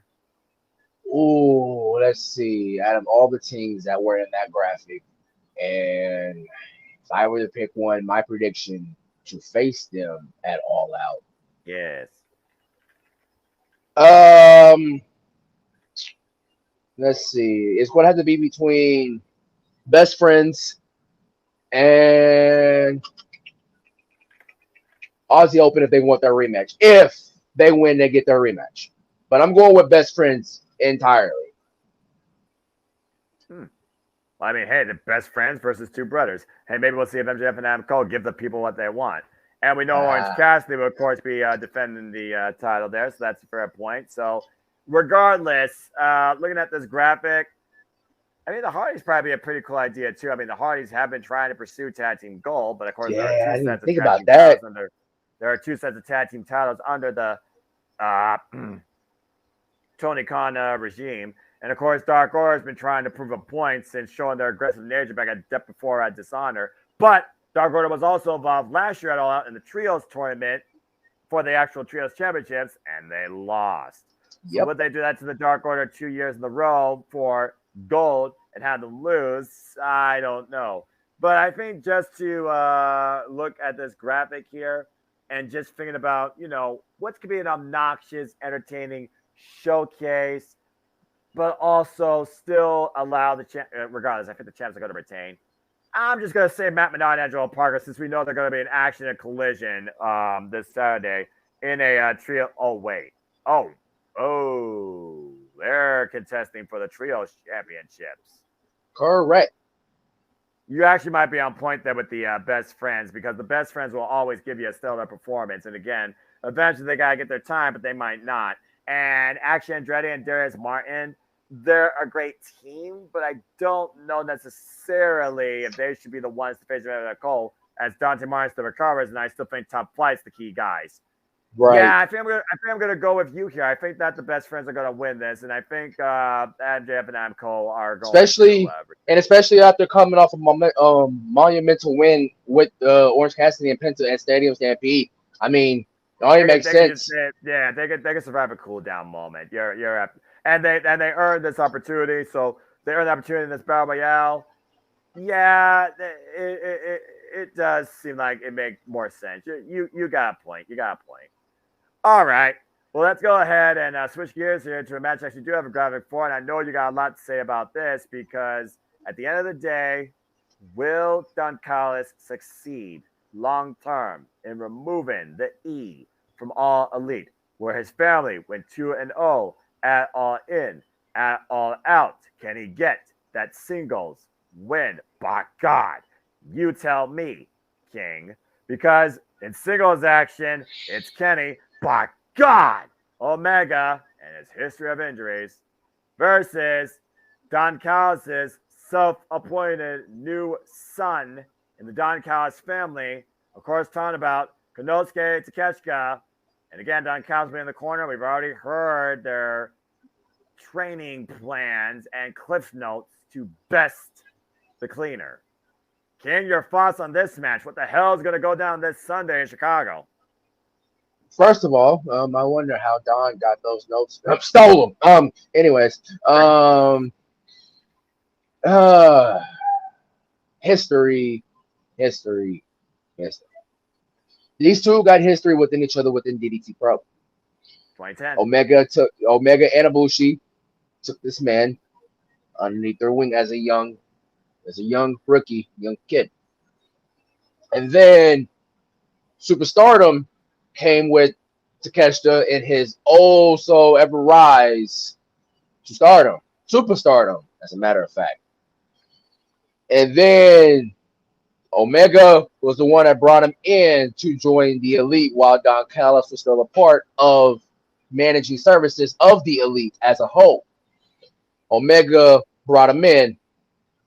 Bucks wasn't so sure about it, but of course, they accepted it. Because one, Takeshita was wearing, once upon a time, Kota Ibushi's colors on his gear. White gold. So that kind of was basically, okay, we're planting seeds here. Little bit of storytelling here, just within gear alone. Yes. And then we all saw what happened at Blood and Guts. Actually, no. Omega and Mox in a steel cage. We all saw what happened. Yeah. The betrayal happened. Screwdriver to the head from one invisible hand. Well, that hand was not invisible. That hand was full on seen. And then convinced Takeshita to join his family. And then we've been seeing this dark, ominous theme like rain. Which do something with that thing. Do something. You heard the scrum. Don Callis hates trying to make the people happy. He doesn't believe in music. He doesn't believe in that type of personality. He wants the people to literally just be stewing, stuck there. That's why he's not giving a emotion. That's why we just got this. Continue.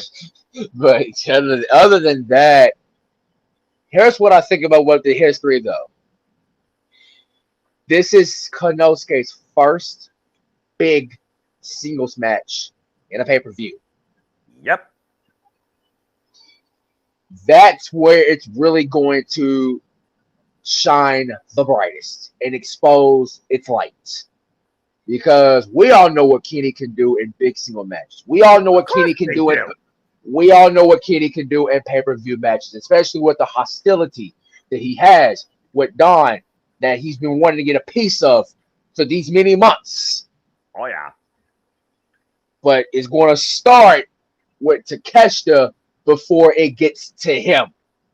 But with Takeshita got the sneaky roll-up at All In just a few days ago, which I did not see that coming because I had Omega. I had my Golden Cowboys beat Bullet Club Gold and Takeshita. Which, yeah, Family Feud, X Strike. Here we are, and of course, I knew this was going to be the plan of Omega and Takeshita. It was basically how we were going to get there from All In, because it was rumored back there before it was even fully announced. Right. Omega gets his win back, and Omega finally, after all these months, finally gets his hand on Don Callis. But Omega gets his win back from Takeshita. So you think this is finally the time that Kenny Omega finally gets his hands on? But okay, so just playing this here. We've seen how close Kenny Omega's tried to get to Don Callis. Don Callis will do what he has to do to make sure that Kenny Omega's aware of his presence. It's the first time we're seeing Kenny Omega in a singles capacity without any sort of souped up security or home field advantage with Don Callis in his proximity. It's one of those things where I do feel like, again, the Don Callis MO will distract Kenny Omega because the more Kenny Omega falls, the more Konosuke rises. You said it yourself. It's Konosuke's first big pay-per-view match in his career, singles-wise, and it's against Kenny Omega. If we're going to draw this out to ultimately where Don Callis finally gets what's coming to him, then Don Callis, unfortunately, has taken control of this narrative. I'm going against you here because we know Don Callis will have a plan. It won't be just a bunch of x-rays. It probably will be more than just a screwdriver. And we also got to consider this. He is still scouting for more people for that his is true. family. What if another member finally comes forward Sunday at All Out? And with Grand Slam, and with Wrestle Dream, and with Full Gear at the Fabulous Forum.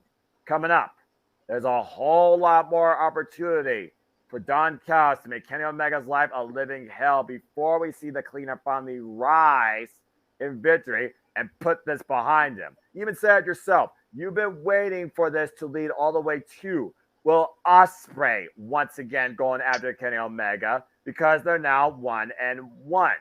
You said you want a rubber, and now Will Ospreay is the newly christened IWGP United Kingdom Heavyweight Champion. By the way, that likely will be showcased and not defended at Royal Quest 3 that they're doing once again at the Copper Box and JPW. Oh, Lord, please do not add that to the watch along bench, Jeff. My voice. Anyway, thinking about right now the itinerary of the Don Callis family and the scope of it, it's one of those things where, yeah, Kenny Omega and the Elite got the better of Blackpool Combat Club. Seems to be mutual respect now amongst the two. Now we're back to the narrative of Kenny Omega and Don Callis, and we got the Don Callis family versus the Elite. And we saw what happened where the Elite took on Bullet Club Gold, which we'll talk about here shortly, which also has maybe some similar motives to the Don Callis family. There's a lot of enemies right now with the Elite. Kenny Omega particularly. Yep. Something in me feels like right now that Konosuke needs this win. He really does, I feel like. Okay? He escaped. He pinned Kenny Omega at All In. So maybe that's the alibi. But I do wonder, what does it mean if he loses? Honestly, I could see this thing ending a disqualification now that I think about it. If Kenny Omega gets so irate, and again, AEW does disqualification so rarely, that might be the way. Budget. We got to make this pay-per-view. We don't got a world championship match. We got to make this pay-per-view have some sort of merit, some sort of angle, right? That might be the angle right there. I'm going to say that Kenny Omega wins, but by disqualification. And it will lead to something further and more extreme with him and Don Callis, with Konosuke as accomplished. So, subtly put, I'm going with you, but I think the way to the result will be different. But I will say Konosuke wins. Don't know how. But something tells me this thing is far from done, particularly with Don Callis and Kenny Omega. It will not end at All Out. But I'm going to say Konosuke wins. All right. Again, there's some intrigue when you think about it to this pay-per-view. When you think about what can be built out of this and what is going to be heading into Grand Slam. What if Konosuke and Kenny Omega are in that tournament? Now that we know there are 8 spots, one person claimed a spot, quote unquote. Not been official yet. The tournament begins next week. Are we going to get our full bracket at All Out? If not before, will only show us maybe one match. We do it one match at a time using each showcase. Again, a lot of suspension of disbelief. And does Kenny Omega want to get back after the AEW World Championship? I mean, the Bucks going after back to the Bucks are back in tag team division. They bring up a good point. Yeah, and again, at that sit down with JR, we never learned the scope of Kenny Omega's future, nor his direction. Nope. So this very well might be it. All right. Well, hey, you just brought up the Young Bucks. Why don't we just keep things with the Elite and challenge you also with your Bullet Club Gold that seems to be too sweet? Because as we learned, it's 8-man tag action. The only multi-person match right now on this card that's not a tag team title match, which I can respect. As the Young Bucks and FTR will tag together. After culminating an incredible 7-year trilogy, taking on Bullet Club Gold, who, of course, was also successful via Switchblade Jay White and Juice Robinson at All In. So they put, again, looking at the enemies of the Elite. Does the Elite truly are the Elite? Do they rule and win everything? And funny enough, Heyman Adam Page is not booked for this show in any capacity. Well, how about that? I know. Makes me wonder if it'll be in Kenny Omega's corner. That being said, what's your thoughts on this 8-man tag, King? This 8-man tag came about because there's more to this Bullet Club Gold and Elite storyline than we thought. And I knew that was the case. But just an added intricate is FTR, which they had a 58-minute classic for the AEW World Tag Team Championships on Collision. Of course, Bullet Club Gold want their get back at FTR for losing to them for those AEW World Tag Team Championships. And the Elite, of the Bucks in this case, want a piece of Bullet Club Gold of what happened in Jacksonville and what happened at All In on Sunday. So how the old saying goes, the enemy of my enemy is my friend. And that's the case with FTR and the Young Bucks. They decide to put that trilogy that has already concluded to the side and then basically form up this 8-man, this 4-man team to take down a common enemy. But that common enemy is riding on a high momentum as we speak. And it's been that way. Ever since this Bullet Club Gold was first started, I wouldn't even say started. I feel like in this case, it's an expansion. It's always been an expansion from Bullet Club War Dogs, which that's not my Bullet Club. That will never be my Bullet Club. I don't care what anybody says. I don't care about David Finlay and all that. But anyways, then you got the Rogue Army with Bad Luck Fale with his own Bullet Club subdivision expansion, and then you have Bullet Club Gold. You tell me which Bullet Club right now has the highest momentum in professional wrestling. That is Bullet Club Gold. Since this formation was formed back in April, the few days after Mania, we've seen the teases with Juice and Ricky, most likely Juice, and then here comes Switchblade Jay White. Now it's off to a slow start at first, but then Roar did it really become guns up momentum after that. I feel like right now Bullet Club Gold has its highest and it's ever been in quite some time.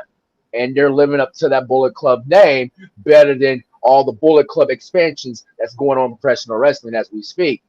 I mean, you don't come off a big win like that against Omega, Ibushi, and Page in front of 81,000 in London. Right. So right now they are living off that highest momentum at their peak right now. And then, of course, with Jay White saying, oh, the Elite, they thought they were the peak of Bullet Club, which just some truth you can debate about too. Some truth, some, it depends on who's who. I mean, that's your take. Right. So, Jay White or Kenny Omega, that's still debatable to this day. Exactly. So it's like, with that being said, I felt like Bullet Club Gold had a shot, another shot. But this time, since they already got Omega and Page and Ibushi down in their little Toa Elite hats or Golden Elite hats to say, they could be guns up again to give it to. But this time, they're going to add a pair of Young Bucks to that Golden Elite collection, along with some top guys added to the mix, and then Bullet Club Gold get their shot back at the AEW World Tag Team Championships down the road.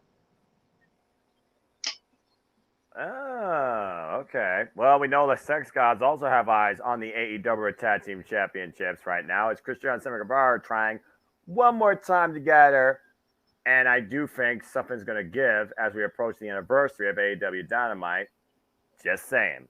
But that being said, I kind of agree with you because, again, Young Bucks, they're prideful. They are men that, again, they have helped literally start this company from the ground up. The vision itself, they are the pioneers that brought tag team wrestling to practically the main event. Duh.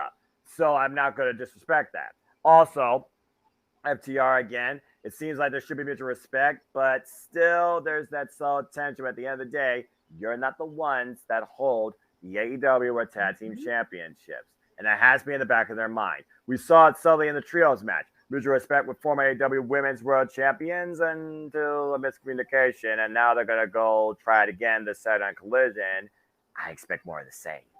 So that being said, yeah, I do expect Fallout. Bullet Club Gold is truly a united front. But you are facing four of the greatest of all time and two of the greatest tag teams of all time. And then you have the Ass Boys. So it's my thing here where Jay White's not eating the fall, duh. But Juice Robinson and Jay White, they faced FTR. Ass Boys lost tag team championships to FTR. Ass Boys and Young Bucks, they had their fallout. I mean, hell, they were supposed to have a match. I don't think that match ever happened because all we got was a damn brawl. So that being said, Young Bucks are probably looking for revenge from that. So what do you build up to basically after this? What comes out of this to build towards the next AEW Tag Team Championship match with the fact that Chris Jericho and Sammy Guevara have their intentions? I got to think about them in this storyline too. Bullet Club Gold rules Collision. FTR's prior Collision. So there's always going to be that constant try to sought after the Tag Team Championships in loss or defeat. Then you have the Young Bucks and Chris Jericho and Sammy Guevara that are no strangers to each other in history, and I'm sure they're going to butt heads towards maybe challenging for the AEW or Tag Team Championships. So right now, it's either the Bucks or the Ass Boys that eat the fall for me. Well, considering we didn't get the Young Bucks versus the Ass Boys, and I do think the Young Bucks want to get a piece of that revenge, I wonder where the story tension really lies. And I do think there would be more tension, the Young Bucks questioning themselves as, are we still that great? As young as we used to be, can we carry on? I'm going to agree with you again here, Sully. I think that there's going to be a surprise moment here. We're going to see a miscommunication, and that will be the moment to attack, and Jay White knows how to do that. I think Bullet Club Gold will get the win once again, too. I agree with you. And again, I do think this will lead to FTR defending those titles again, but I just don't know against who at this point. And obviously, I feel like they're going to have to do something towards Grand Slam for these. But again, Chris Jericho, Sammy Guevara, they haven't faced FTR for these at all. Or I don't think faced FTR in any capacity. I think Sammy Guevara and Jericho have also had history with the Young Bucks. I don't think they faced them, though, truly in tag team capacity. So that being said, yeah, I think Bullet Club Gold continues this escapade of Bucks. Can you still do it? Can you get back to the mountain? Where does the Elite stand? They all lose again at All Out. So yeah, I'm gonna go with you. I'm gonna go with Bullet Club Gold here. Not 100% confident, but we'll see what happens. All right. Let's go ahead and move things forward here to, oh, good freaking Lord Almighty. You're lucky I'm fucking tired, Laura, because I'd be ranting right now. Let's just go ahead and talk about the only women's title match on this card, because not only was these two not involved in, well, excuse me, Ruby Soho was at Wembley, Chris wasn't. You know what, now that I think about it, maybe I'll play devil's advocate. Maybe this being the only women's match, they'll give them a good amount of time and a good showcase, because these are two AEW standouts. You, of course, have the undefeated TBS champion Chris Statlander since the return in singles action, taking on the Outcast Ruby Soho. And as we know, King, it will be the Outcast in graphic as United Front in trios action once again against this time Chris Statlander, Hikaru Shida, Britt Baker, where tension has grown between Britt Baker and Hikaru Shida. I think Shida could honestly do heel turn. I could see Britt and Shida having a fallout grudge. But that being said, they're not on this card. Actually, that'd be a good grudge match for this card now that I think about it. But again, figure too far ahead as Collision's live. Can't spoiler alert that. For me, I think Chris Statlander is going to retain. She's been on a hell of a run.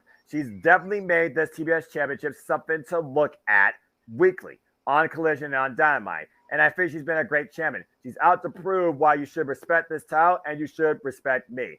And since the return, she's been undefeated. Now, there is still that tension, of course, with Diamante and Mercedes Martinez, but she's essentially defended the gold against Mercedes Martinez. She's also defended successfully against other opponents, too. And I think Ruby Soho right now, with the Outcast fallout, she'll be the cog that just can't do it right now. And she'll have to reset once again. Why the Outcast literally do things by hook or by crook, I can see the Outcast one last time with Ruby Soho, but tension about the World Championship and particularly Toni Storm and Saraya could cost Ruby Soho here a bit of forward booking to what I think might happen on Collision. I think simply Chris is going to retain with Saturday Night Fever because it's Mama's house and Mama is all right to see because everything's all right when Stat is on your screen because Stat's where it's at. Chris Statlander for the win. Your thoughts on this TBS Championship match? She's more than a woman, and she's going to prove that she's more than a woman because basically she's like you just alluded to. She's still hot as TBS champion, and she's been showing that since she's been defending that title, whether that be on Dynamite or on Collision. And basically, she's had good title defenses, and of course, Ruby in the back of her mind of basically saving Saraya in this case and preventing Toni of doing the hip attack on the turnbuckle at All In, and then Ruby's mind of basically, okay, I'm going to have to play peacemaker in order to keep this stable, to keep this faction stabilized here. But plus on top of that, I have a TBS championship women's TBS championship match to look forward to, which she is no stranger to TBS championship opportunity because she was in the finals of the TBS Championship Tournament, which all know what that led to, and that got beat out by yeah, I'm not going to say it, but we'll talk more about that later when details come forward because so subtangent, another public simple announcement. What you read is not reality. You don't work for All Elite Wrestling. Worry about what you see on screen. Don't be super curious every bleeding damn second what happens off screen. Don't let 2 factors ruin 98 more reasons why you should appreciate wrestling, particularly AEW. Thank you. Please continue. Exactly. So, thank you for that. But of course, she's been wanting TBS Championship gold, and once again, I don't think that's going to happen in Ruby Soho's case because she's got to deal with Toni and Saraya from going at each other's throats. So, like you alluded to, and like I alluded to, she's more than a woman. Stat retains that TBS championship. Oh, Toni, please get more women booked on this card, please. Saturday or Friday, make matches announced, please. Please. He has a 0 hour to figure out, so maybe he could do something with that. Yeah, I see how he does. Yep, he does. Just saying. All right. Well, that was pretty subtle and simple. Honestly, this might be the easiest match to call, and I kind of hate that it's like that. Yeah. Damn it.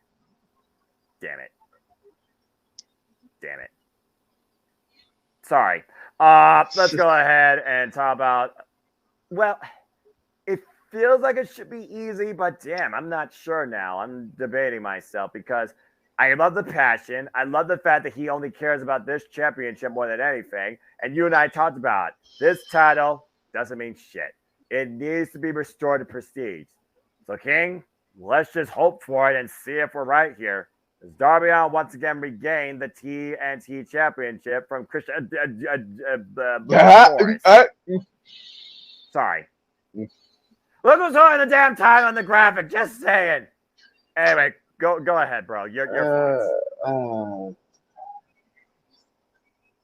this TNT Championship, once upon a time, was the most prestigious mid-card workhorse title since its inception in AEW. It has held by the likes of Cody Rhodes, the late great Mr. Brody Lee, Darby Allin, Miro. And then we decided to go downhill, and then we went uphill, and then we went downhill, and we went a little bit uphill, and then now we're back to downhill. Why are we still playing hot potato with this TNT Championship? Why is one person calling himself a TNT champion even though he's never won it officially?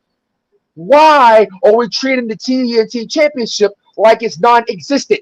Like, yeah, it's getting defended, but it's but it's being held by the wrong person who is not even a champion officially in its AEW history's books. Yep. That one challenger also brought prestige to that TNT Championship. He even changed the straps in honor of Mr. Brody Lee at one point. And now here we are full circle. Darby, do us a favor. Beat Luchasaurus. Get back that TNT Championship and bring the prestige back to once it once was. Because I'm tired of this TNT Championship getting played like a hot potato. I'm tired of it. It's gotten to a point to where if we're talking mid-card titles in its men's division, the AEW International Championship is more prestigious than the TNT Championship. Yep. So Darby, do us all a favor. Get that TNT title back. Bring back those TNT Open challenges. Please. Bring it back to its prestige. I got Darby winning this. 100%. Despite the fact his back might be 100% warped after going through a coffin lid twice with a coffin drop, reckless abandonment be damned. I agree with you at this point. Darby Allin right now, he literally is a guy that says he's made to be the TNT champion, and he wants to restore it back. He doesn't give a damn about any other title. Yes, he challenged for the world title. That was a one-time thing. But at the end of the day, the most important title to him has always been the TNT title. And when he lost it to Miro on his friggin' 10th defense, it broke him quite literally, emotionally more than physically, the first time. And why he is a two-time TNT champion, his second run was just an audible because he was going to do something else. Yep. And then, of course, we had, again, that crazy war with Samoa Joe. And then you had flip-flop, Ctrl-C, Ctrl-V 2 times over with him and Wardlow. Might to add, Wardlow's been MIA since losing the TNT title, so that just goes to show. Just saying. Yeah, at this point, if Darby Allin doesn't win the TNT championship, why does the title exist? I've got to go with Darby Allin here for the sake of a freaking mid-card division, not christened by the International Championship. Maybe this is Tony Khan's way of saying there's 2 mid-card titles. Go for this one instead. But still, this is your TV championship. Don't you think you should make it feel a bit more important? And if Darby Allin's willing to do that for the long haul, I say do it. And plus all the history we've been seeing unfold and unleashed and, you know, basically read back by him and Swerve and AR Fox.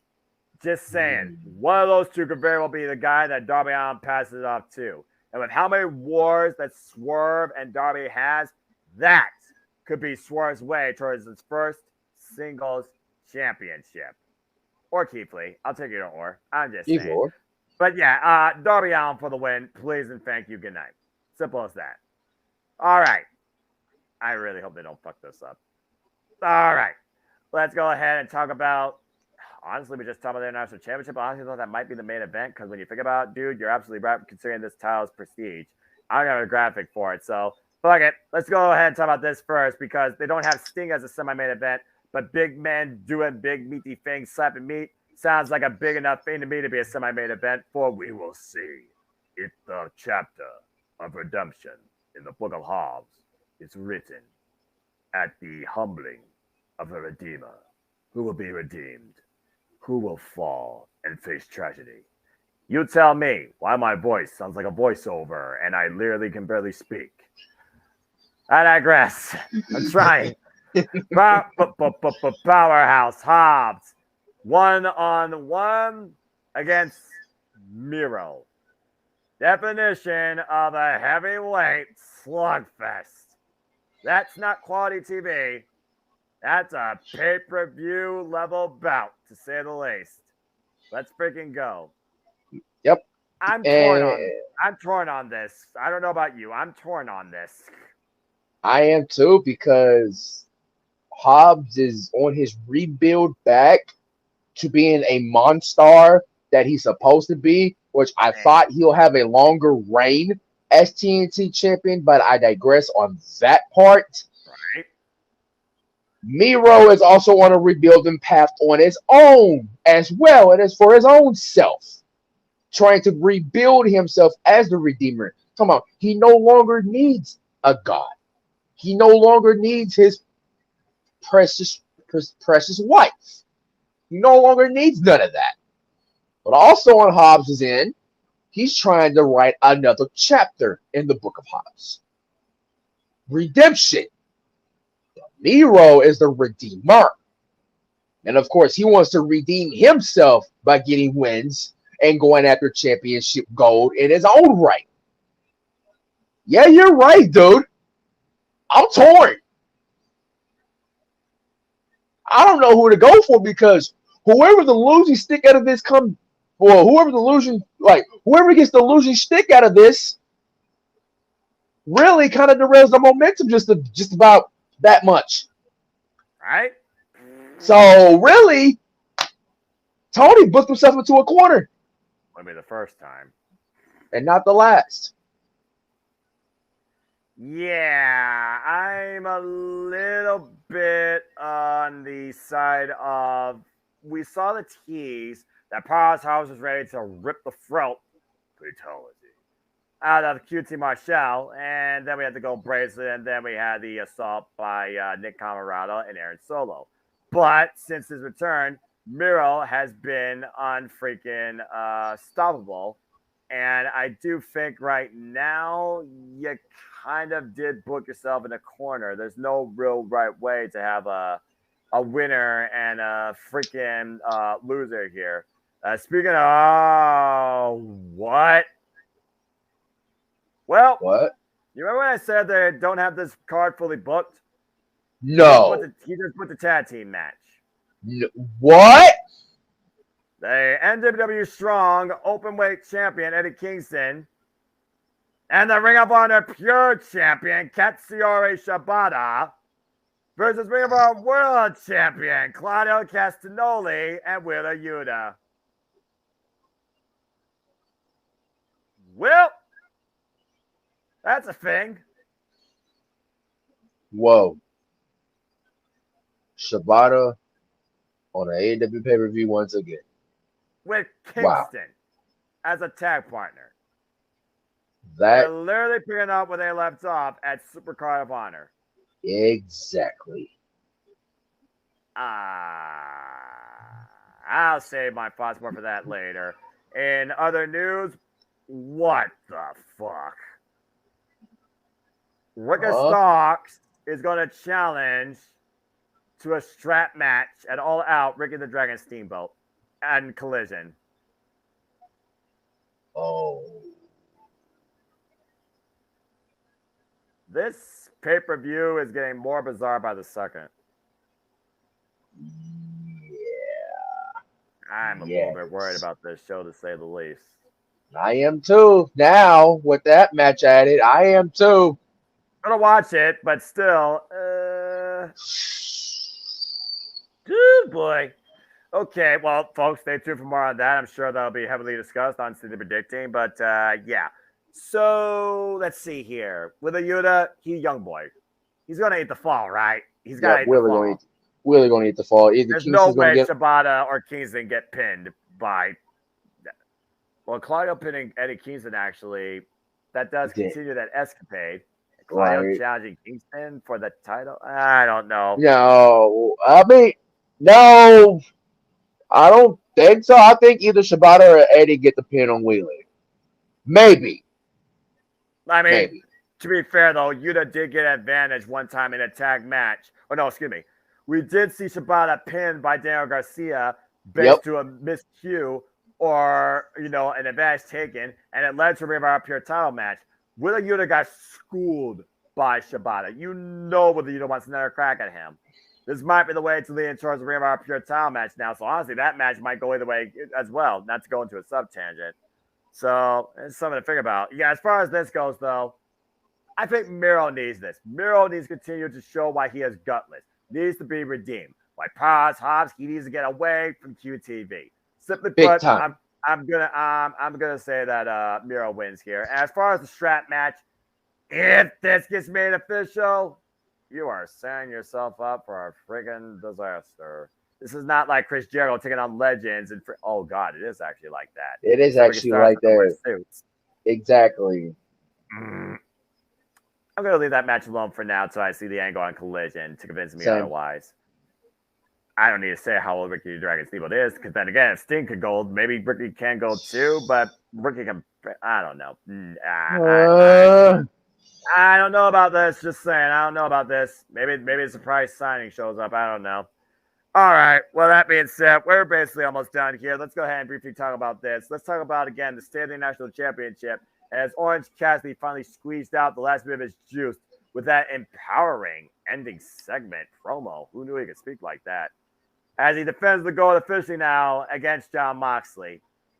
At this point, Orange Cassidy is the wrestler unlike anything else in the industry. He has proven what it means for him to do what he absolutely hates, but how much he values being the international champion and what that title means to him. As we saw him literally catch Penta in a crucifix to catch him just for a quick, shocking 3 count. I still can't believe that happened. But he's beating everybody. Everybody needs to have an end point. If it's not Jon Moxley, who the fuck can be AEW International Champion at this point? If it's not Jon Moxley. Plus, Jon Moxley lost at All Out last year. He's due for a freaking win. Nope. And he's never been international champion. Nope. If he's not going to be involved in this tournament, this world tournament, and let's be honest, does he really need to be? Last year, he literally went into Grand Slam and won the damn freaking tournament. All right, he brought this company out of the dark. Let somebody else bring it to light. And if MJF is truly about being the guy to spearhead this company, let him be. Just pay him the money. As far as this goes, let's see what Jon Moxley can do with this internationally. I think Jon Moxley finally dethrones Orange Cassidy. I got a new champion. 31-1. Mox is going to, like I told you on our watch along, and I'm going to say it again. Go for it. Mox is going to eat him alive. Orange Cassidy is battered, bruised, head to toe, like a medical examiner skeleton.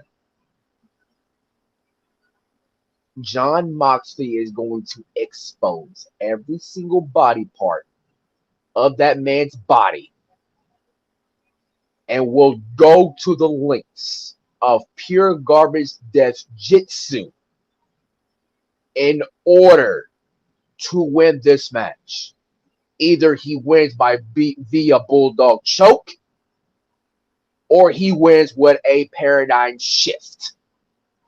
Either way, the era of the freshly squeezed era comes to an end Sunday night. And the Death Jitsu International era will begin. I got Moxley as the new champion.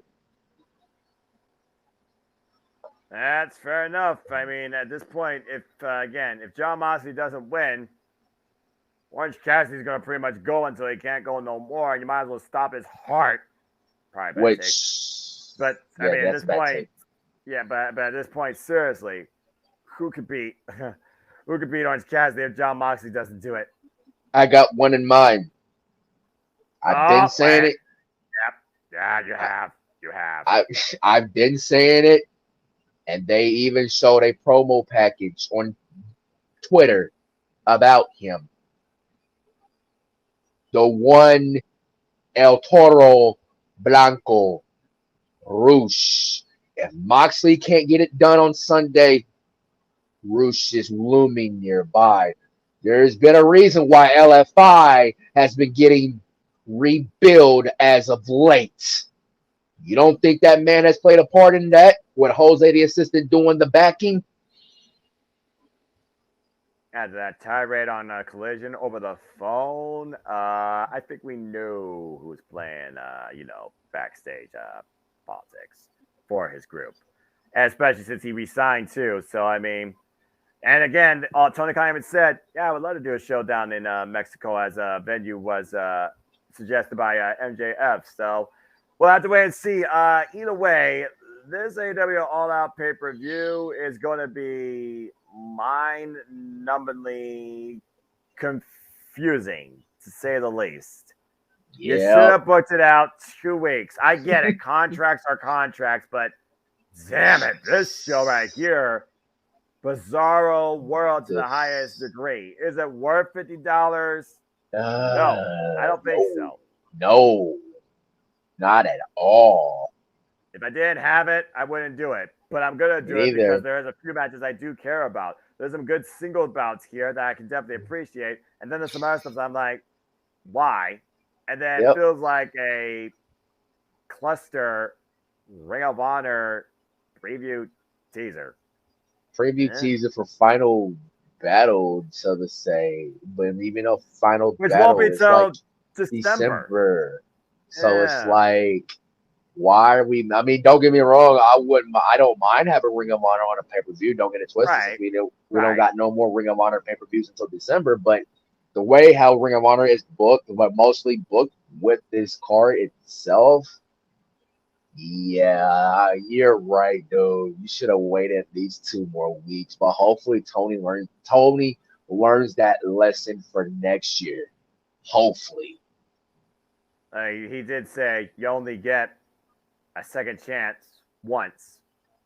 So as far as what's happened between this year time last year versus this time this year, and with Mother Nature and everything else playing factors, I say he's doing better, but there's still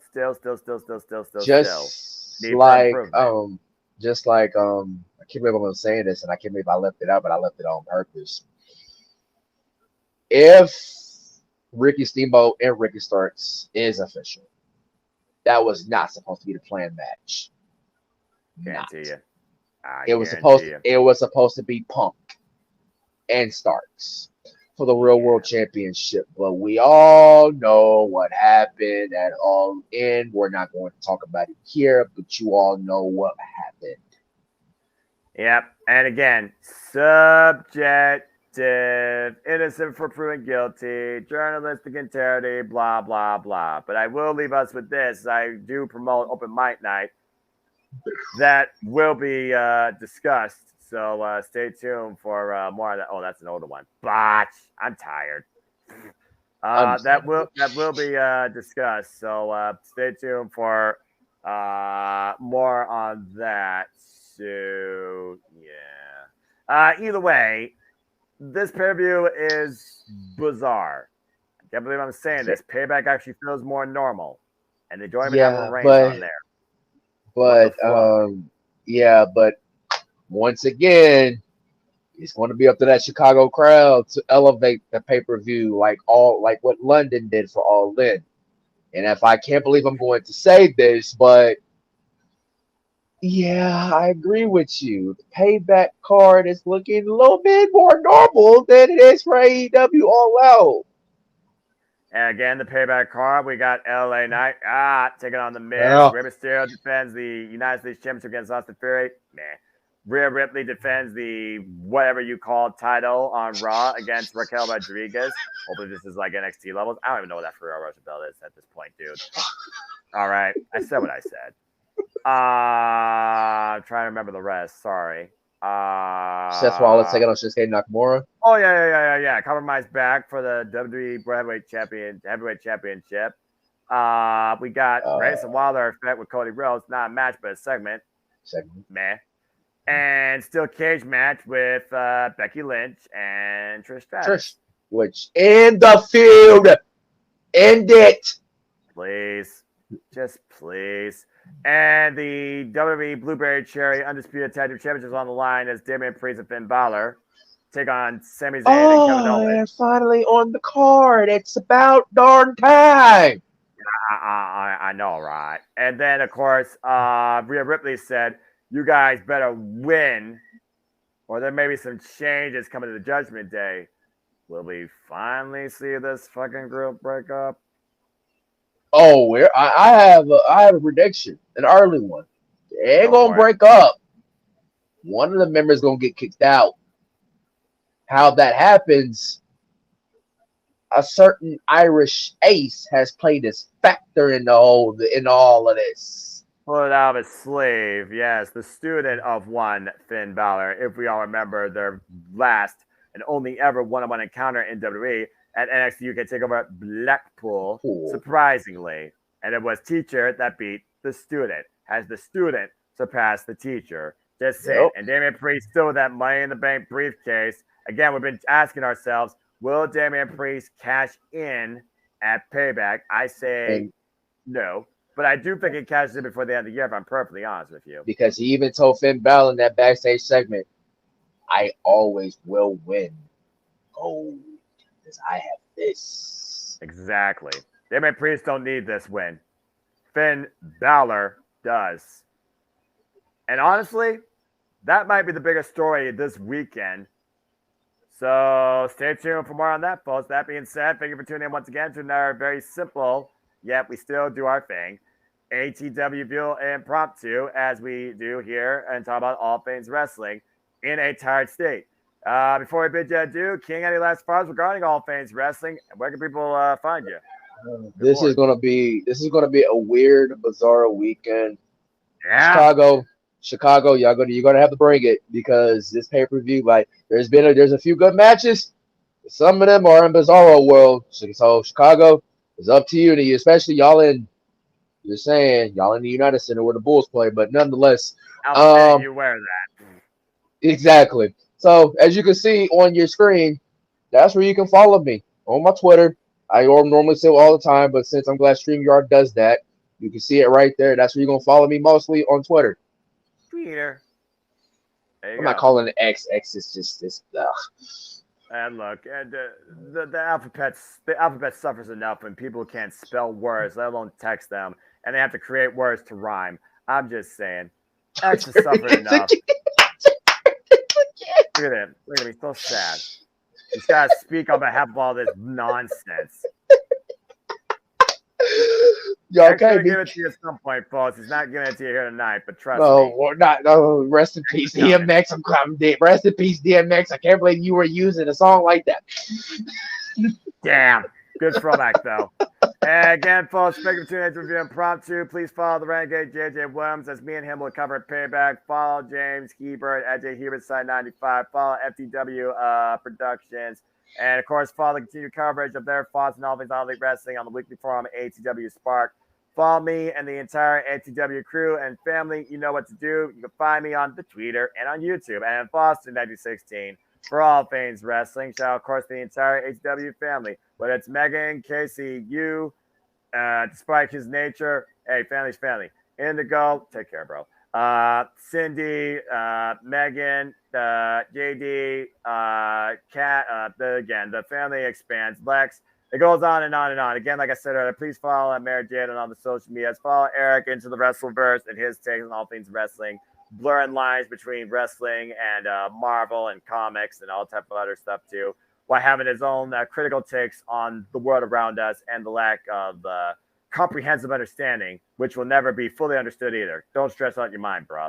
Follow me on Twitter, all the prediction links, all the updates. You know what to do. And Foster 1916. Follow the YouTube for you give your simple assessments and stay tuned for videos that go live or on demand. And check out the entire ATW View playlist as we've been doing this thing since the family established in 2020 during the pandemic. And we're not laying up anytime soon, just like professional wrestling isn't. But our voices are about to let up. So I'm going to bid you a fine adieu. Follow the newest affiliate of the Jimmy Network with me at Dattila. Stay tuned for more City Predicting. Stay tuned for Simple Takes. There'll be a double take on AEW All In and All Out. It should be very interesting with me, JJ, and potentially James. And we're also going to do Simple Takes on WWE Payback, NWA Fastlane. Fucking stupid, nonsensical PLE in the fall. Dumbass decision, but I digress. Check out the last episode of Open Mic Night if you haven't had a chance already. We covered this and so much more. And stay tuned for this week's Open Mic Night, as I think it's either the season finale or prior to the season finale. I'm not entirely sure. Stay tuned for City Predicting. Again, 8 p.m. Eastern Standard Time Friday night. We will discuss Payback, and I believe 3 p.m. Eastern Standard Time we'll be discussing AEW All Out and whatever sanity we have left. And then you'll see an updated block of 8 of the next City Predictings and the next Championship Network live watch events. The next live watch event will be for WWE Payback that occurs this Saturday night, so stay tuned for more on that. And we will be covering AEW All Out, although, again, I don't know how I feel about it right now. We'll see what they can try and do in Chicago without one particular person, but I know the chants are going to run wild too. But as always, I conclude, King says, stay prepared for that. And remember, prepare what I say here. Folks, there are no winners, there are no losers, there are no bears. Just fans with opinions for this passion we all share. And at the end of the day, folks, support one another. Respect each other.